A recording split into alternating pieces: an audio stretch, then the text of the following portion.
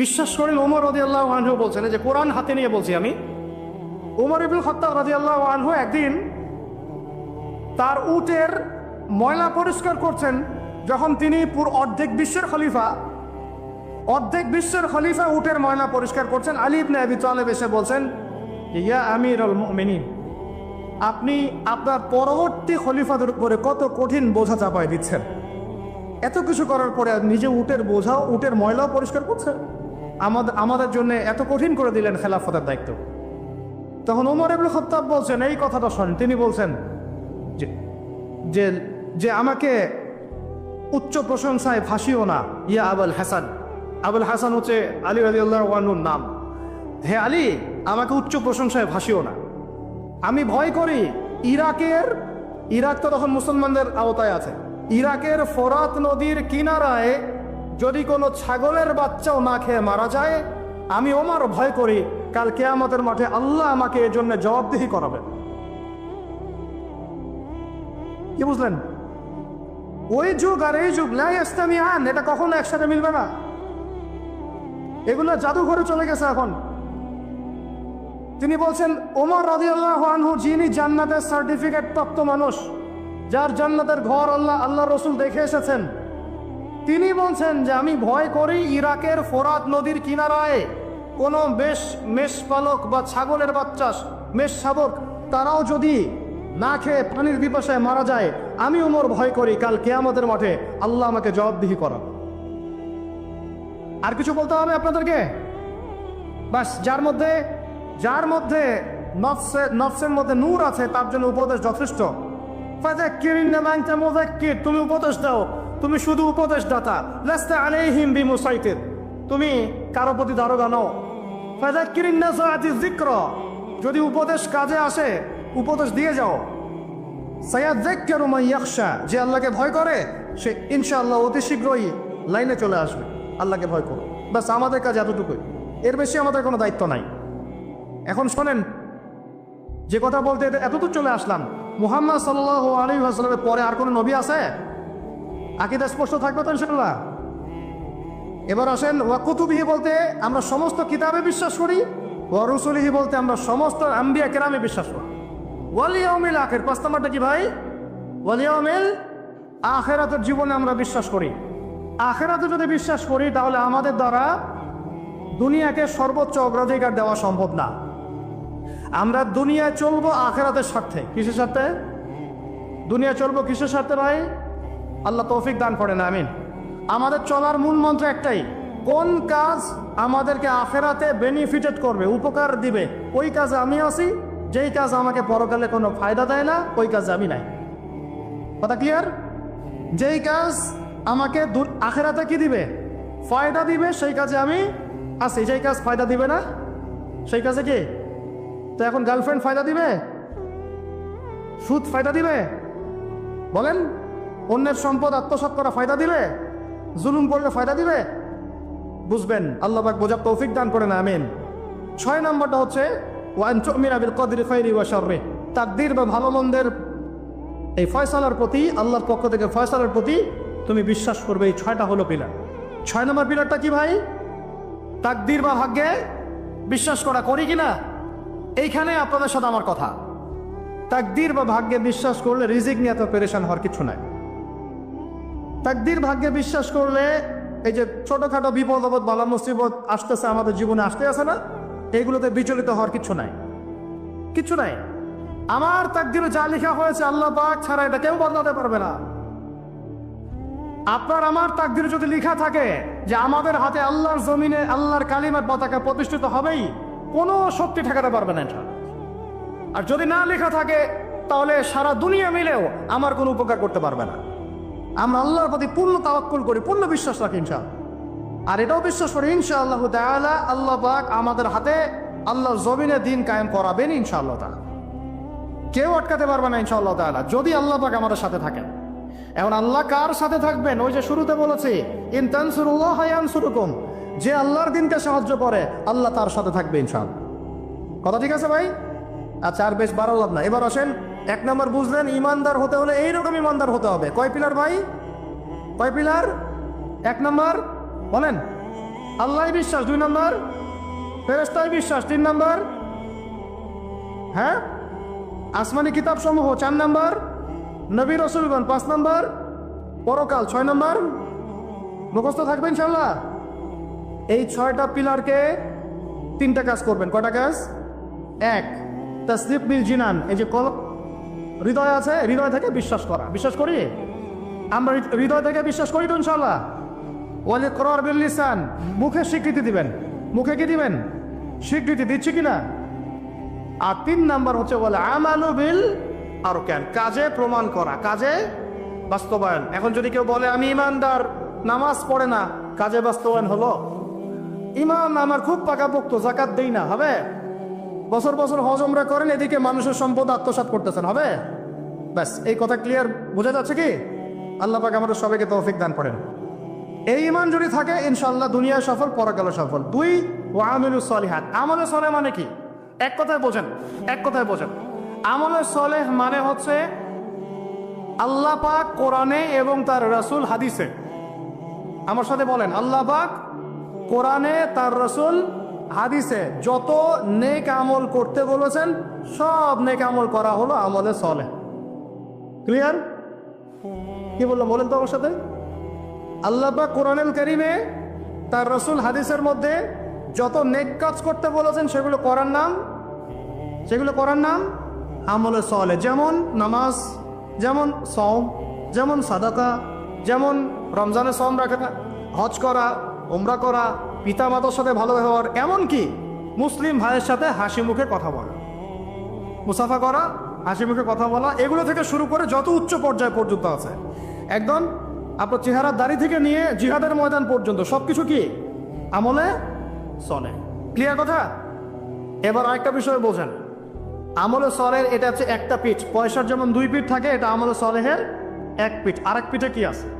আরেক পিঠে আছে আল্লাহ পাক কোরআনে, তার রাসূল হাদিসে যত মন্দ কাজ থেকে দূরে থাকতে বলেছেন সেগুলো থেকে দূরে থাকার নাম হলো আমলে সলেহ। বুঝতে পারি নাই? বুঝতে পারি নাই? একটা পিঠ তো চিনলেন, ভালো কাজগুলো করা। আরেকটা পিঠও চিনেন, আল্লাহ পাক কোরআনে, তার রাসূল হাদিসে যত খারাপ কাজ থেকে দূরে থাকতে বলেছেন, দূরে থাকার নাম, আরো জোরে বলেন, দূরে থাকার নাম। এই যে আপনি সুদ খাচ্ছেন না, এটাই আমলে সলেহ।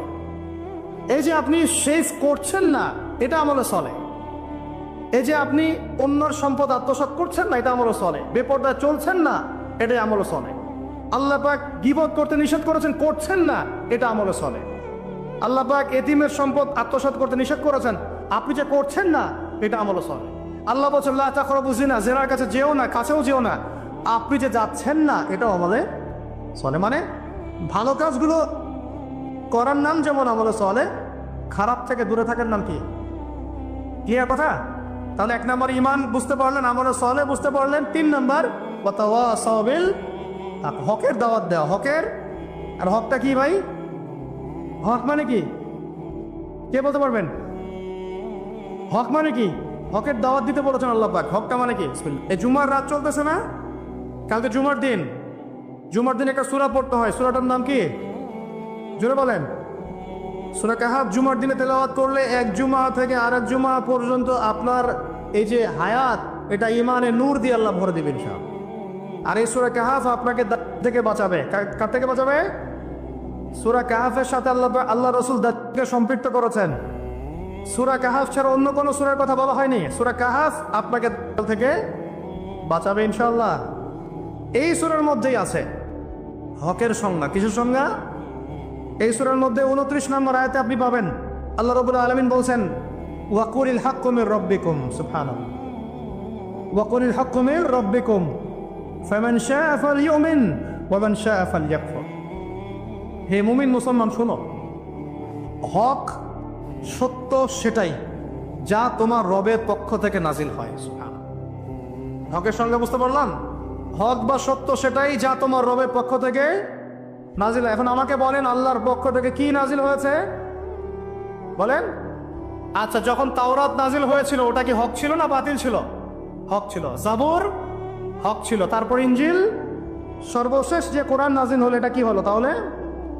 এখন কোরআনের ব্যাখ্যায় হাদিস আছে না নাই? হাদিস আছে না নাই? নাকি শুধু কোরআন মানলেই হবে, হাদিস মানার দরকার নাই?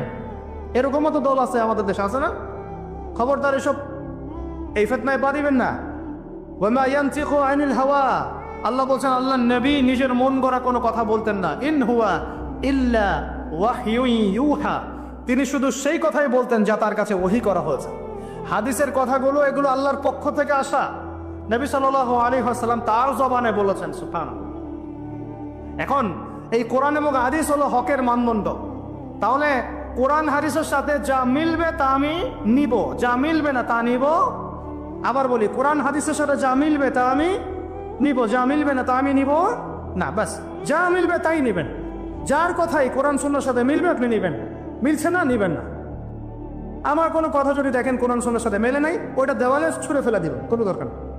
হতেই পারে মানুষের সব কথাই যে একদম 100% পারফেক্ট হবে, নট নেসেসারি, ভুল হতে পারে। যদি দেখা যায় কোরআন সুন্নাহর সাথে মেলে নাই, ছুঁড়ে ফেলে দেবেন। যেটা মিলেছে অবশ্যই নিতে হবে। এখন হকের মানদণ্ড কি পেলাম বলেন? হকের মানদণ্ড কি? কোরআন এবং এই হকের দাওয়াত আল্লাহ পাক দিতে বলছেন। এই হকের দাওয়াত দেওয়ার দায়িত্ব কি শুধু একা আমার, একা এই যে আলেম ওলামায়ে কেরামের, নাকি আমাদের সবার? দাওয়াতের মেহনত আপনি করবেন অবশ্যই, কিন্তু ইখতিলাফি মাসআলা, ফিকহি মাসআলা, গভীর যে বিষয়গুলো, এগুলো নিয়ে আপনি কথা বলবেন না। যেমন নামাজের দাওয়াত আপনি দিতে পারেন, পারেন কি না? নিজে নামাজ পড়েন, একটা বন্ধুকে নামাজের দাওয়াত দিতে পারেন। নিজে রোজা রাখেন, মানুষকে রোজার দাওয়াত দেন। নিজে পর্দা করেন, আরেক বোনকে পর্দার দাওয়াত দেন। কিন্তু আপনি ফিকহি ইখতিলাফি মাসআলার পার্থক্য বুঝেন না, অনেক গভীর, এগুলো নিয়ে সমাজে ফাসাদ সৃষ্টি করতে যাবেন। ফিকহি মাসআলার হাত বাঁধার, আমিনে, রফল ইয়াদাইনে, জোরে আমিন, আস্তে আমিন, তারাবি, এটা ওইটা, অনেক যে ব্যাপারগুলো আছে, এগুলো ফিকহি ইখতিলাফি মাসআলা, যেগুলোর গভীর জ্ঞান অর্জন না করা পর্যন্ত কেউ ইজতিহাদ করতে পারে না। এই জন্য ওলামায়ে কেরামের কাছে আমরা যাই, ওলামায়ে কেরাম যেটা ফতোয়া দেন সেটা আমরা গ্রহণ করি। আমরা ওলামায়ে কেরামের সোহবত থেকে দিন শিখবো ইনশাআল্লাহ। কথা ঠিক আছে ভাই? একা একা দিন শিখবেন না, ওলামায়ে কেরামের সাথে পরামর্শ করে সোহবত থেকে দিন শিখবেন। আর হকপন্থী ওলামায়ে কেরাম আর বাতিলপন্থী ওলামায়ে কেরাম কারা, এটা তো স্পষ্ট হয়ে যাচ্ছে, দিন দিন স্পষ্ট হয় নাই? এই যে অক্টোবর মাসের যে ফিল্ম শো, এরপরেও কি আপনাদেরকে চেনাতে হবে যে কারা মুনাফিক আর কারা মুমিন? চেনাতে হবে? দেখেন নাই মুনাফিকদের কর্মকাণ্ড? এইরকম সময় তারা ইহুদের পক্ষে কথা বলে নাই, বলে নাই? এরকম নির্লজ্জ জাতি, এটা নির্লজ্জ একটা প্রজন্ম, যারা যুদ্ধ চলাকালীন ইহুদের পক্ষে কথা বলেছে। আল্লাহ পাক হেফাজত করেন আমাদেরকে এই ফিতনা থেকে। মুহাক্কিক আলেমদের সাথে পরামর্শ করে দিন পালন করবেন, আল্লাহ পাক তৌফিক দান করেন, আমিন। তাহলে হক বলতে বোঝাচ্ছি কোরআন এবং হাদিস। আল্লাহ পাক কোরআন হাদিসের এই হকের দাওয়াতটা সবাইকে দেওয়ার তৌফিক দান করেন। দাওয়াতটা কি দিব শুধু সৎ কাজে আদেশ করব, নাকি অসৎ কাজে নিষেধ করব? বলেন। আচ্ছা, এইটা মূলনীতি দাওয়াতের। শোনেন, এই কথাটা ভালো করে শোনেন। আল্লাহর নবী সাল্লাল্লাহু আলাইহি ওয়াসাল্লামের চেয়ে ভদ্র কোনো মানুষ ছিল? আসছিল কখনো? নম্র, সভ্য, ভদ্র কোনো মানুষ পৃথিবীতে কখনো আসছে তার চাইতে? আসবে? তা এখন আমাকে বলেন তো, তাহলে তাকে মার খেতে হলো কেন? ভদ্র মানুষ, নম্র মানুষ, মানুষের ভালো চান, এতিমের পাশে দাঁড়ান, বিধবার পাশে দাঁড়ান, কোনোদিন কাউকে একটা গায়ে টাচ করেন নাই, কটু কথা বলেন নাই, কখনো মিথ্যা কথা বলেন নাই। আল্লাহ আমিন। তো এই মানুষটাকে মানুষ 15 বার হত্যা করার চেষ্টা করেছে। কতবার? 15 বার আল্লাহ নবীকে হত্যা করার চেষ্টা করেছে। তাই তার দাঁত মানুষ মেরে ভেঙে দিয়েছে, তার পা মচকে দিয়েছে, তারপরে তার মাথার মধ্যে আঘাত করেছে, কড়া ঢুকে গেছে উহুদের যুদ্ধের দিন। ও পিঠের মধ্যে উটের নাড়ি ভুড়ি চাপিয়ে দিয়েছে, দড়ি দিয়ে ফাঁস দেওয়ার চেষ্টা করেছে। তো এই কাজগুলো রাহমাতুল লিল আলামিন নবী মুহাম্মদ সাল্লাল্লাহু আলাইহি ওয়াসাল্লামের ক্ষেত্রে কেন হলো? তিনি যদি সৎ কাজে আদেশ করতেন শুধু, তাহলে সমাজের মানুষ তাকে মাথায় তুলে না রাখত। যখন থেকে তিনি সৎ কাজে আদেশের সাথে অন্যায়ের নিষেধগুলো করা শুরু করেছেন, তখন থেকেই সমাজের অন্যায়কারীরা তার শত্রু হয়ে গেছে।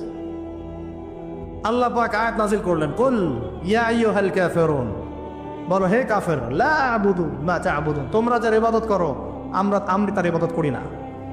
ওয়ালা আনতুম আবিদুনা মা আ'বুদু ওয়ালা আনা আবিদুম মা আবাদতুম ওয়ালা আনতুম আবিদুনা মা আ'বুদু লাকুম দীনুকুম ওয়ালিয়া, তোমাদের দিন তোমাদের, আমার দিন আমার। এখন আমরা কি করছি জানেন? সমাজে আমরা সত্য মিথ্যা, হক বাতিল, নোংরা পরিষ্কার সব একসাথে করার চেষ্টা করতেছি।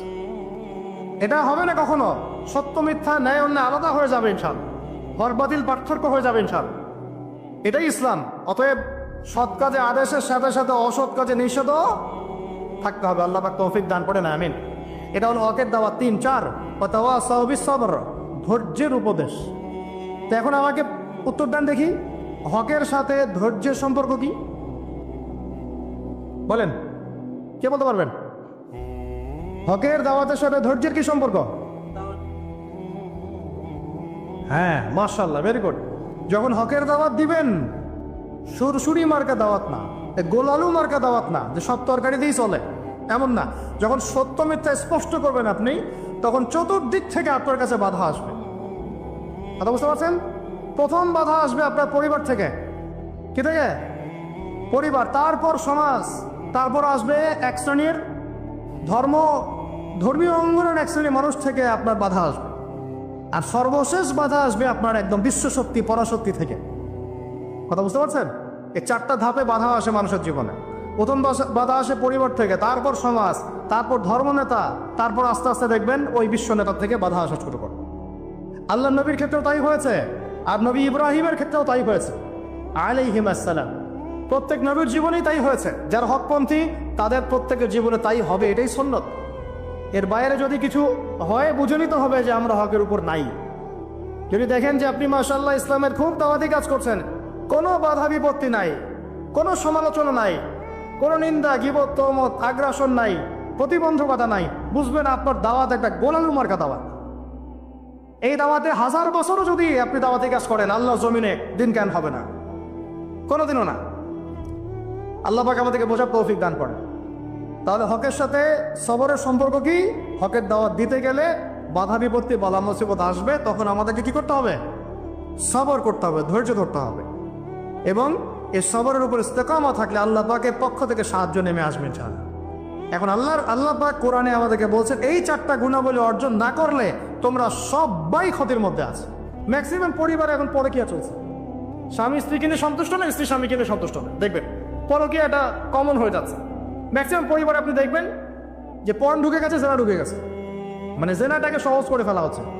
এবং প্রগতির নামে আমরা এখন এমন কিছু কালচার লালন পালন করছি যেগুলো আস্তে আস্তে আমাদের ইসলাম থেকে সরিয়ে দিচ্ছে।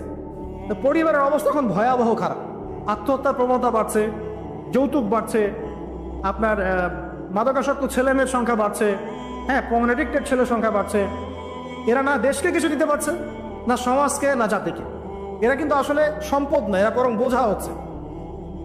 দুনিয়াবি বিষয়গুলোকে অনেক বেশি গুরুত্ব দেওয়া হচ্ছে, এতে করে দিনটা কিন্তু সংকুচিত হচ্ছে। তো এগুলো বলতে থাকলে অনেক সময় চলে যাবে। তো এক কথায় পরিবারের ভাঙনটা এখন বেশি, এবং পরিবারের নীতি নৈতিকতার অবস্থা খুব খারাপ। এর কারণগুলো আমরা ফাইন্ড আউট করলাম। কি কি কারণ? 1 নাম্বার ধরেন, কোরআনের তালিম চর্চা উঠে যাওয়া, তাওহীদ উঠে যাওয়া, শিরকের অনুপ্রবেশ, সুন্নত উঠে যাওয়া, বেদাতগুলো ঢুকে যাওয়া, পরিবারে হারাম রিজিক ঢুকে যাওয়া, পরিবারে কর্তাদের নীরব ভূমিকা, হ্যাঁ, পরিবারে হাজরা আলাইহিস সালামের মতো মা না থাকা, পরিবারে খাদিজা রাদিয়াল্লাহু আনহার মতো স্ত্রী না থাকা, অনেক কারণ। এরপরে বাইরের সংস্কৃতি অনুপ্রবেশ, হ্যাঁ, প্রিন্ট এবং ইলেকট্রনিক মিডিয়ার যৌনতা, এই সব কিছু মিলে কিন্তু পরিবারগুলো ক্রাশ করছে। এতে করে দেখবেন অনেক সমস্যা হচ্ছে। যৌতুক টৌতুক তো বললাম, সবচেয়ে বড় কথা আপোষের যে মিল মোহব্বত, ওয়াজআলা বাইনাকুম মাওয়াজ্জাতা ওয়া রাহমা, এটা আস্তে আস্তে কমে যাচ্ছে। এবং পরিবার যখন এরকম ভাঙনের শিকার হচ্ছে, তখন দেখবেন সমাজের মধ্যে স্টেবিলিটি নষ্ট হচ্ছে, এবং এই সমাজগুলোতে আপনি কখনো আদর্শ রাষ্ট্র কায়েম করতে পারবেন না। এখন আসেন, জাস্ট এখান থেকে আমি আলোচনার শেষের দিকে যাব অল্প সময়, যে আমরা এখন কি কি কাজ করলে কিভাবে স্টার্ট করব, আর কিভাবে আমরা এটাকে সলভ করতে পারি। এই সলিউশনটা 2 রকম। 1 নম্বর হচ্ছে, যারা অলরেডি পরিবারে ঢুকে গেছেন তাদেরকে অন্য জায়গা থেকে শুরু করতে হবে। মানে যারা অলরেডি পরিবারে ঢুকে গেছেন, আপনাদেরকে তওবা করে ফিরে এসে আবার শুরু করতে হবে। আর যারা পরিবারে এখনো ঢোকেন নাই, আপনারা এখনো সৌভাগ্যবান। এখন থেকে যদি আপনারা এই নসিহতগুলো মেনে চলতে পারেন, ইনশাল্লাহ আপনার পরিবারটা 8-10টা পরিবারের মতো হবে না ইনশাল্লাহ। প্রথমে বলি তাদের কথা, যারা পরিবারে ঢুকে গেছি আমরা, তাদের কাজ কি? তাদের প্রথম কাজ হচ্ছে ঠান্ডা মাথায় বিশ্বের পরিস্থিতি, সমাজ, দেশের পরিস্থিতিগুলো নিয়ে চিন্তা করা, ঠান্ডা মাথায়, যে হচ্ছেটা কি আসলে। যখন দেখবো যে না আসলে ভালো কিছু হচ্ছে না, খারাপ হচ্ছে, তখন আপনার ভুলটা কোথায় সেটা আপনাকে ফাইন্ড আউট করতে হবে। আপনার ভুলটা কোথায় ছিল? আপনি এমন কাউকে বিয়ে করেছেন যে ফ্যামিলিস্ট, আপনি এমন একটা পরিবার গঠন করেছেন যেখানে আপনি কোরআনটা চালু করতে পারেন নাই, সবাই নামাজ পড়ছে না, সবাই পর্দা করছে না, হ্যাঁ, নিয়মিত তালিম হচ্ছে না। এখন আপনার কাজ কি? আগে তওবা করে ফিরে আসেন, ফিরে এসে আপনি জ্ঞান চর্চা শুরু করেন। আপনি যে রোল মডেল হয়ে দেখান, জ্ঞান চর্চা করে, আমল করে, পর্দা করে, ইসলামের জন্য কিছু করে একটা রোল মডেল স্থাপন করে দেখান, দেখিয়ে পরিবারকে আহ্বান করেন যে তোমরাও এদিকে আসো। এবং আপনার যত ক্ষমতা আল্লাহ পাক দিয়েছেন পরিবারে, অর্থনৈতিক ক্ষমতা বা স্বামী হিসেবে ক্ষমতা, বাবা হিসেবে ক্ষমতা, এটা আপনি পরিবারে প্রয়োগ করেন, প্রয়োগ করে পরিবারটাকে লাইনে আনার চেষ্টা করেন। এরপরে চেষ্টা করতে করতে করতে করতে যদি কোনো কাজই না হয় শেষ পর্যন্ত, অ্যাটলিস্ট আপনি আপনার দায়িত্ব পালন করেছেন। এখন তাদের ভার আল্লাহর হাতে ছেড়ে দেন, আপনি আপনার কবরের ফিকির করেন, ব্যাস। যার যার হক তাকে তাকে দিয়ে দেন, নিজের হকটা আল্লাহর কাছে চেয়ে নেন। আর দ্বিতীয় হচ্ছে তারা যাদের পরিবার এখনো শুরু হয়নি, আপনারা কিভাবে স্টার্ট করবেন? প্রথমে বলবো জ্ঞান চর্চা এখনই করে নেন, জ্ঞান অর্জনটা এখনই করে নেন। পরিবার গঠন হয়ে গেলে অনেক রেসপন্সিবিলিটি আসবে, তখন ডিফিকাল্ট। তো জেনারেল লাইনে পড়া, ইসলামিক পড়া একটা ব্যালেন্স করেন। আমি বলছি না জেনারেল পড়া ছেড়ে দেন, আমি এটা কখনো বলি নাই। ওটা পড়াশোনা করেন, ইসলামিক পড়াশোনাগুলো করেন, একটা ব্যালেন্স করেন। করে আপনি 5 ওয়াক্ত নামাজ শুরু করেন, আল্লাহ রাস্তায় সময় লাগান, কোরআন তেলাওয়াত করেন, আলেম ওলামার সোহবতে যান, হ্যাঁ, আত্মশুদ্ধিমূলক কাজ করেন, সমাজ কল্যাণমূলক কাজ করেন। পাশাপাশি আরও বলবো যে দিনী কাজে ব্যস্ত থাকেন, দিনী কাজে ব্যস্ত থাকেন, ভালো কাজে ব্যস্ত থাকেন। এভাবে নিজের ভিতরটাকে পরিশুদ্ধ করে নেন। এরপর আপনি একটা হালাল রিজিকের চেষ্টা করেন, একটা হালাল পবিত্র রিজিক হোক, সেটা কৃষিকাজ। লজ্জার কিচ্ছু নাই, কৃষিকাজ লজ্জার কোনো প্রফেশন নয়, গর্বের প্রফেশন। কারণ আল্লাহ পাক বহু নবীকে রাখালি করিয়েছেন, পশুপালন করিয়েছেন। জানেন, মুসা আলাইহিস সালামকে আল্লাহ পাক পশুপালন করিয়েছেন 8 বছর 10 বছর। এগুলো কোনো লজ্জার প্রফেশন নয়, এটা গর্বের প্রফেশন। আপনি হালাল রিজিক, অর্থনীতি হোক, আপনার কৃষিভিত্তিক হোক, বা ব্যবসা করেন হালাল কোনো, বা গভর্নমেন্ট জব, বড় বড় গভর্নমেন্ট জবের জন্য ট্রাই করেন, সেটাও ভালো। যদি না পান, বেসরকারি জব পান, আলহামদুলিল্লাহ। খেয়াল রাখবেন, জব করতে গিয়ে, ব্যবসা করতে গিয়ে এবং রিজিকের সন্ধান করতে গিয়ে আপনার নামাজ যেন ছুটে না যায়, আপনার রিজিকে হারাম যেন ঢুকে না যায়, আপনাকে যেন সুদ খেতে না হয়, আপনাকে যেন ফ্রি মিক্সিংয়ে যেতে না হয়, এগুলো খেয়াল রাখেন। খেয়াল রেখে একটা হালাল রিজিকের সোর্স আগে বের করেন। প্রয়োজনে উদ্যোক্তা হন, নতুন কিছু উদ্যোগ গ্রহণ করেন, উদ্যোক্তা হয়ে নিজে কিছু প্রতিষ্ঠা করে দেখান, এমন কিছু করেন। এরপরে আপনি বিয়ের ফিকিরটা করেন, রিজিকের ব্যবস্থাটাকে করে নেন, তারপরে ওদিকে যান। আপনার আপন ভাই হিসেবে আমি কথাগুলো বলছি, মনে করেন। এরপরে আপনি যখন বিয়ে করবেন, বললাম তো, মেয়ের জাস্ট দিনদারিতা দেখবেন। হ্যাঁ, এর উপর যদি সৌন্দর্য থাকে আলহামদুলিল্লাহ, বংশ ভালো হয় আলহামদুলিল্লাহ, মেয়ের অর্থ সম্পদ আছে আলহামদুলিল্লাহ। যদি এগুলোর কোনোটাও না থাকে, দিনদারিতা থাকে, জাস্ট ওটাকে দেখেন, আর কিছু দেখার দরকার নেই, কিচ্ছু দেখার দরকার নেই। এরপরে আরেকটা কথা বলতে ভুলে গিয়েছি, যে আপনি এই লেভেলে যাওয়ার আগে নিজেও পবিত্র থাকার চেষ্টা করেন।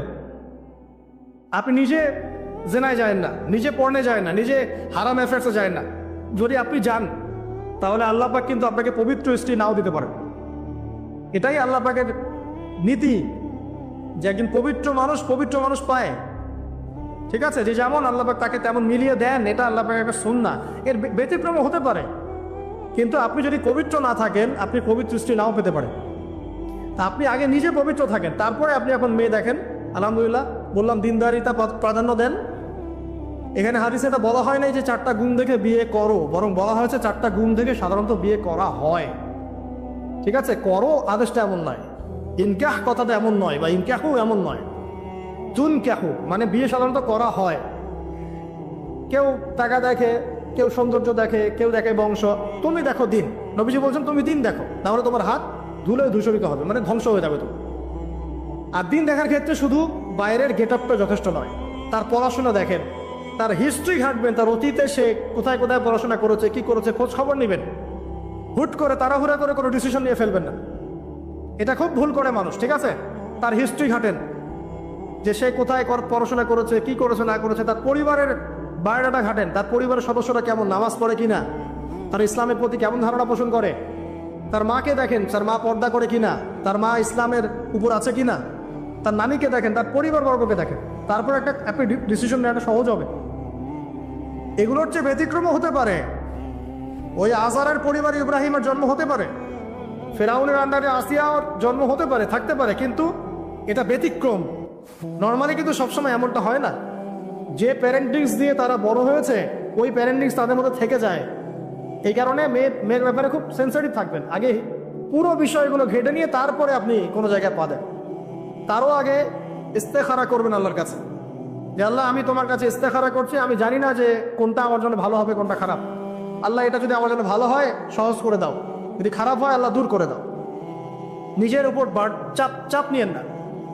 তারপরে যদি দেখেন আলহামদুলিল্লাহ দিনদার, আর ডানে বামে দেখার দরকার নাই।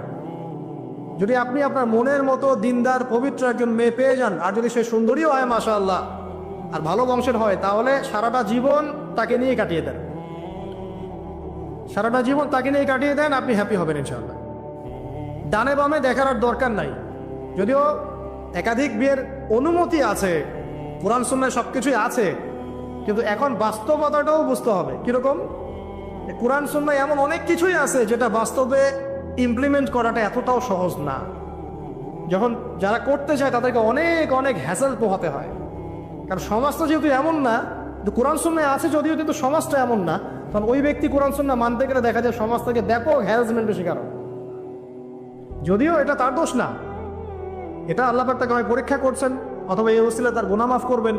কিন্তু নর্মালি যেটা চলছে এখানে আপনি আপনার বেস্টটা নেন, যেটা অপশনাল সেদিকে যাওয়ার দরকার নেই। এটা আমার নসিহত। কারণ সবার ওই শক্তি সামর্থ্য থাকে না যে সব কিছু সুন্দর মতো টাইটলি হ্যান্ডেল করতে পারবে। আর বলা যত সহজ, করার ব্যাপারটা এতটাও সহজ নয়।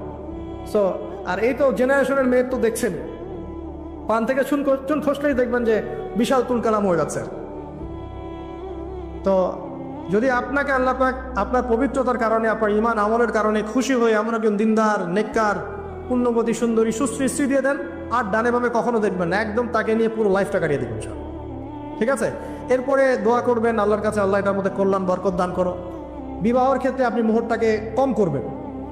আপনি মানে মেয়েদেরকে বলছি, মেয়ের বাবাদেরকে বলছি, সামর্থ্য অনুযায়ী করবেন। ছেলের সামর্থ্য অনুযায়ী করবেন, তার উপরে বোঝা চাপিয়ে দিবেন না। কিয়ামতের আলামতের হাদিসে আমি এটাও পড়েছি, শেষ জামানায় মোহর অনেক বেশি করা হবে, দেওয়া হবে কম। হয় না এমন? আর বাকি আছে আলামতের কিছু। তো ওই চিটারির মধ্যে নাই। আপনি বলছেন 1 লাখ আমি দিব, নগদ দাস নগদ। বলছেন 5 লাখ দেওয়ার সামর্থ্য আছে আমার, 5 লাখ দিব, যে নগদ শেষ, পরে মাফ নিয়ে নিব, এইসব বার্গেনিং আপনি নাই।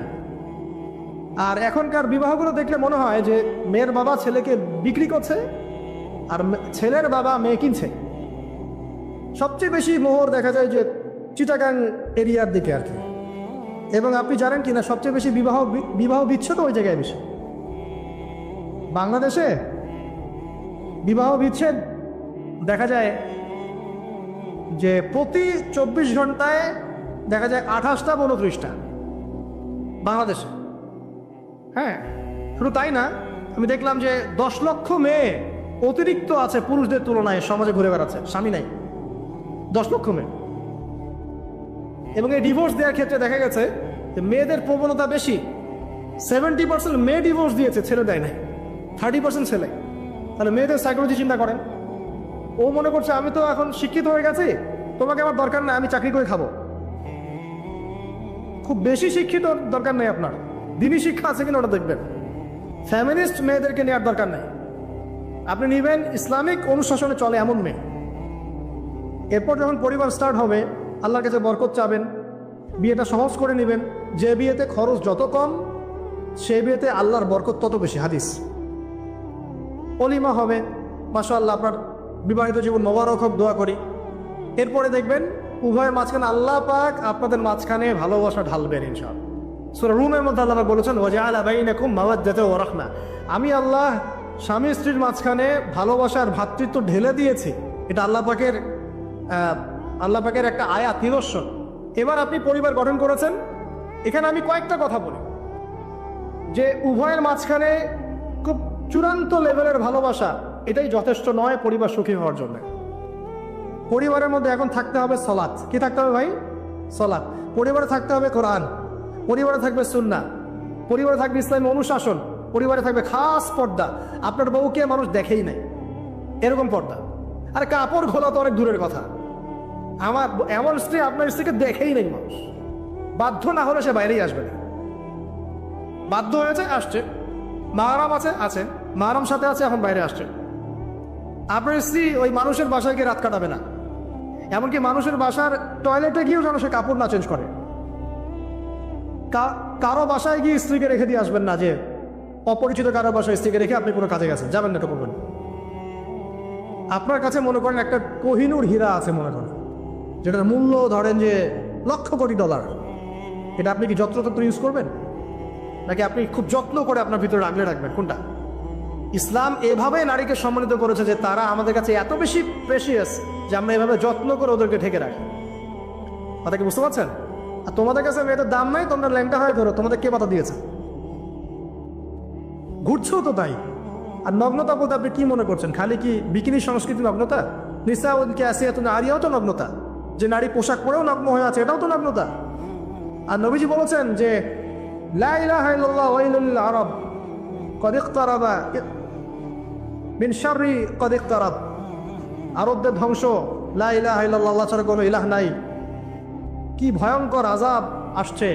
তার স্ত্রী যায়নাব বিনতে জাহাশ তিনি বলছেন, ইয়া রাসূলুল্লাহ আনুহলিকু ওয়া ফিনা সালিহিন, আমাদের মধ্যে সলেহ সৎ মানুষ থাকা সত্ত্বেও কি আমরা ধ্বংস হয়ে যাব? নবীজি বলছেন নাম, হ্যাঁ। ইযা কাসরাতুল খাবাস, যখন অশ্লীলতা, বেহায়াপনা, নগ্নতা ছড়িয়ে পড়বে, তখন ভালো মন্দ সব ধুয়ে ধ্বংস হয়ে যাবে। এই কারণে নিজে খুব ভালো আছি, ওরা খারাপ, ওদেরকে কিছু বলার দরকার নাই বলে ভালো হয়ে থাকার সুযোগ নাই। ওগুলো যত ছড়াবে, ভালো আলেম জালেম সব ধ্বংস হয়ে যাবে। আল্লাহ বোঝার তৌফিক দান করুন। এবার আপনি আপনার স্ত্রীর সাথে এভাবে হৃদ্যতা মহব্বতের সম্পর্ক রাখবেন আল্লাহর জন্যে। পরিবারের সবার পিছনে আপনি খরচ করবেন, তাদের হক দিবেন। কার জন্যে? পরিবার বর্গের কারো কাছে কিছু পাওয়ার আশায় না। এই ফিলোসফিটা বোঝেন। পরিবারের কারো কাছে থ্যাঙ্কস পাওয়ার আশায়ও না। আপনি আল্লাহর সন্তুষ্টির জন্য ওদের পিছনে খরচ করবেন, ওদেরকে ভালোবাসবেন, ওদের হক আদায় করবেন। কার জন্যে? আল্লাহর জন্য। এবং এর জন্য আপনি নেকি পাবেন ইনশাআল্লাহ। আর যদি আপনি তাদের কাছে কিছু আশা করতে যান, মনে মনে বেশি এক্সপেকটেশন রাখেন, তখন আপনি কি হবেন জানেন? আপনি পদে পদে কষ্ট পাবেন, পদে পদে কষ্ট পাবেন। দেখে নিয়ে শুধু আল্লাহর হয়ে যান, মানে আল্লাহই আপনার আপন, আল্লাহ ছাড়া আপনি কাউরে চেনেন না। আল্লাহ পাক বলেছেন এগুলো করতে, আমি করি। আল্লাহ পাক ভালোবাসা দিয়েছেন সন্তানের প্রতি, স্ত্রীর প্রতি, বাসী। কিন্তু এটা এত অধিক মাত্রায় নয় যে তার কারণে আল্লাহকে ছেড়ে দিল। বা স্ত্রী সন্তান যদি আল্লাহর পথে চলার ক্ষেত্রে বাধা দেয়, আল্লাহকে ছাড়তে পারবো না, প্রয়োজন ওদেরকে ছাড়তে পারবো, এরকম থাকবে বিষয়টা। ঠিক আছে? আরেকটা কথা বলি, শুধু ভালোবাসাই আদর্শ দাম্পত্যের জন্য যথেষ্ট নয়। এখানে প্রয়োজন হচ্ছে একে অপরের প্রতি সম্মানবোধ থাকতে হবে, একে অপরের প্রতি বিশ্বাস থাকতে হবে। বিশ্বাস না থাকলে ওই পরিবারে শান্তি থাকে না। আপনার অনেক বড় আলেম, কিন্তু যদি আপনার স্ত্রী আপনাকে বিশ্বাস না করে, আপনি শান্তি পাবেন। আপনি জানছেন আপনি ইনোসেন্ট, আপনি অনেস্ট, কিন্তু আপনার পরিবারের সদস্য, আপনার স্ত্রী আপনাকে বিশ্বাস করছেন, তখন আপনি পরিবারে সুখ পাবেন না। বিশ্বাস খুব ইম্পর্টেন্ট। আমি তো বলি যে ভালোবাসার চেয়ে বিশ্বাস বেশি ইম্পর্টেন্ট। কারণ আগে ইমান না আগে আমল? কোনটা আগে? ইমান মানে কি? বিশ্বাস না? আগে বিশ্বাস, তারপরে না আমল? ভালোবাসা একটা আমল, আর বিশ্বাসটা কি? ইমান। আমার প্রতি যদি আপনার ইমান না থাকে, তাহলে আপনি আমাকে ভালোবাসবেন কিভাবে? এই বিশ্বাস থাকতে হবে, স্বামীর প্রতি স্ত্রী, স্ত্রী প্রতি স্বামী। এবং এখানে পুরুষদেরকে সহনশীল হতে হবে, কারণ আপনার স্ত্রী সারা জীবনে আপনাকে প্রচুর পেইন দিতে পারে, এবং এটা মেয়েদের ফিতরত। এখানে সবরের জাজল্যমান দৃষ্টান্ত স্থাপন করতে হবে, নসিহত করতে থাকতে হবে, ততদিন পর্যন্ত যখন আপনি দেখছেন যে হ্যাঁ এগুলোতে কাজ হচ্ছে। যদি করতে করতে করতে করতে কাজ না হয়, দেখা যায় এই ফিতনায় জর্জরিত থেকে আপনার দিনের পথে চলাটা ব্যাহত হচ্ছে, তখন আপনার উচিত হবে আসহাবুল কাহাফের মতো চিন্তা করা। ইশারা দিলাম, যথেষ্ট। পরিবারে পর্দা থাকবে, সন্তান হবে, এখন আলহামদুলিল্লাহ সন্তানদেরকে প্রতিপালন করবেন ওই যে মা হাজেরা তার মতো, ওই যে আপনার কি বলবো, রাসূলুল্লাহ সাল্লাল্লাহু আলাইহি ওয়াসাল্লামের সাহাবায়ে কেরাম তাদের মতো করে।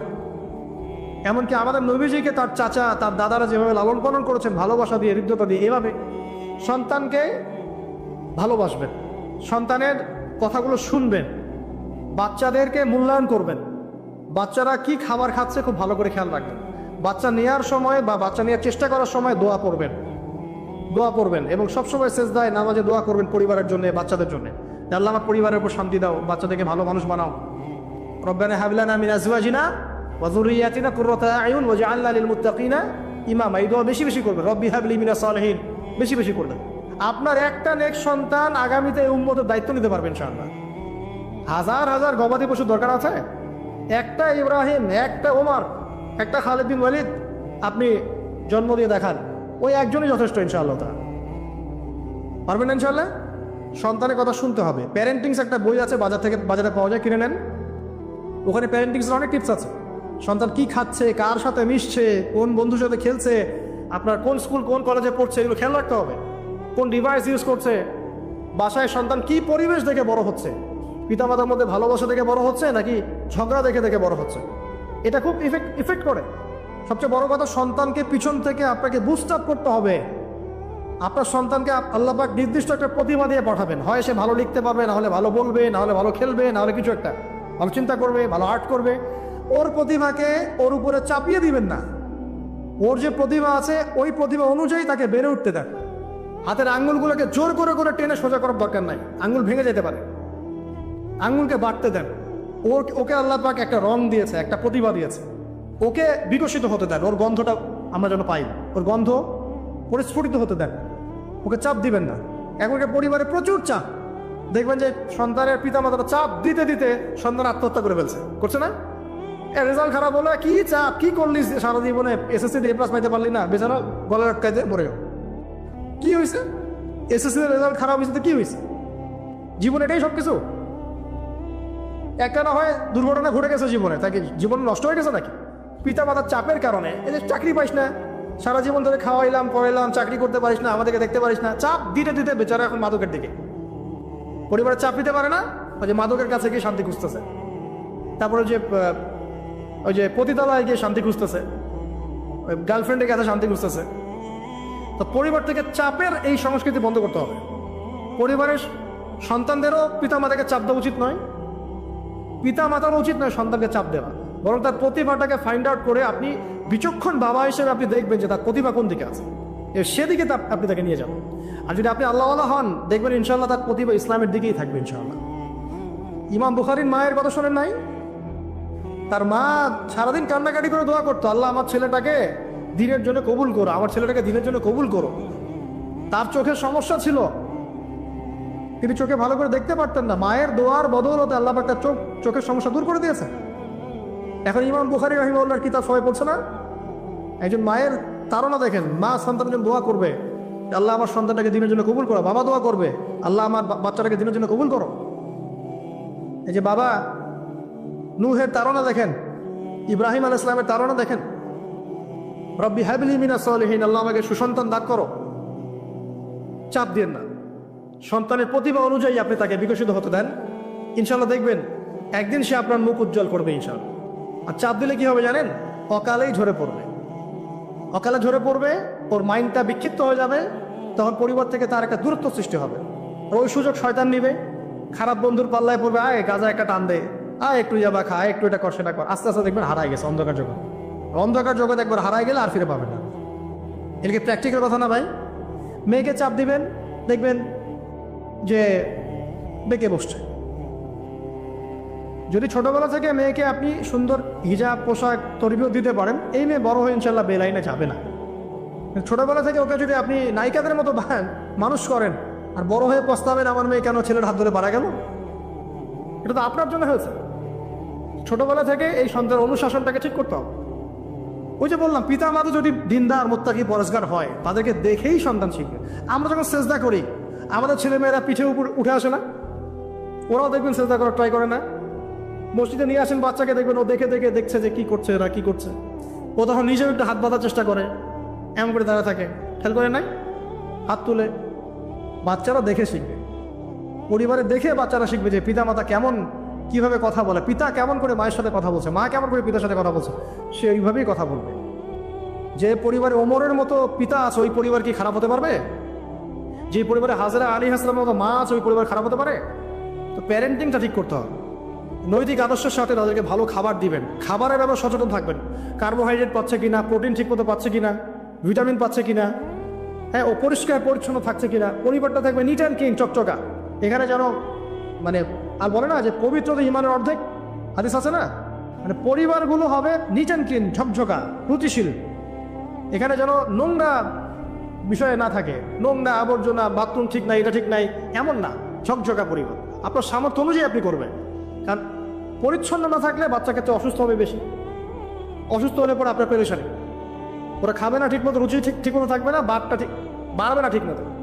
তো পরিচ্ছন্নতার সাথে সঠিক খাবার, সঠিক প্যারেন্টিং, ইসলামিক তরবিয়ত এবং তার উপর চাপ প্রয়োগ না করে তাকে তার প্রতিভাটা বিকশিত হতে দেওয়া। চাপ প্রয়োগ না করার মানে এই নয় যে আপনি শাসনই করবেন না।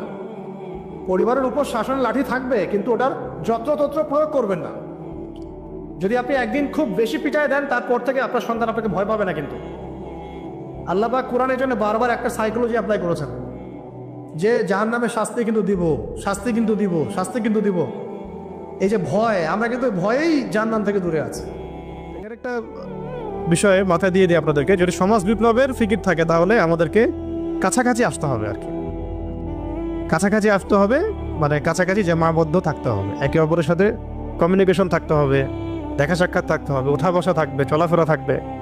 এইরকম আমাদের সাপোর্ট করতে পারে অনেক মানুষ, বিদেশ থেকেও অনেকে সাপোর্ট করতে পারে, দেশে ভালো কিছু হতে পারে না। কিন্তু আপনি যে অভ্যুত্থান, বিপ্লব যেগুলো বলছেন শব্দগুলো, বা দিন প্রতিষ্ঠা, আল্লাহর দিন, আল্লাহর জমিন, আল্লাহর দিন কায়েম, এগুলোর জন্য একনিষ্ঠ মানুষ দরকার আশেপাশে। একটা তো মানে একটা চেইন অফ কমান্ড দরকার, এক কথা। ঠিক, এটা ছাড়া ভার্চুয়ালি হয় না এগুলা। যাই হোক, ওটা ভিন্ন প্রসঙ্গ। আমরা এখন যেটা বলছিলাম যে বেলাল রাদিয়াল্লাহু আনহুর পায়ের আওয়াজও নবীজি চিনতেন। তিনি কিন্তু যখন তাকে দেখানো হচ্ছে তখন কিন্তু তিনি তাকে দেখেন নাই যে বেলাল রাদিয়াল্লাহু আনহুর সামনে হাঁটতেছেন, তার পায়ের খসখস আওয়াজ শুনছেন। ওর কোনো বর্ণনা আসে খরম যে পড়তাম না আমরা আগে, খটখট খট করে শব্দ হতো, এই আওয়াজ তিনি পাচ্ছিলেন। তো এই আওয়াজ যে বেলাল রাদিয়াল্লাহু আনহুর, তিনি কিভাবে বুঝলেন? তার মানে দুনিয়াতে যখন বেলাল রাদিয়াল্লাহু আনহু তার আশেপাশে চলছেন, তার আওয়াজ তো তিনি শুনতে পাচ্ছেন, দেখছেন, এবং আল্লাহ পাক তাকে জানিয়ে দিচ্ছেন এটা বেলাল রাদিয়াল্লাহু আনহুর মর্তবা, মাকাম। তো এর আগে একদিন বলেছিলাম না, তিনি ওযু করতেন, ওযু করে 2 রাকাত নামাজ পড়তেন। যখন ওযু ভেঙে যাইতো তখন নতুন করে ওযু করতেন এবং 2 রাকাত তাহিয়াতুল ওযুর নামাজ পড়তেন। এই জন্যে বেলাল রাদিয়াল্লাহু আনহুকে এইরকম জান্নাতে মাকাম দেওয়া হয়েছে।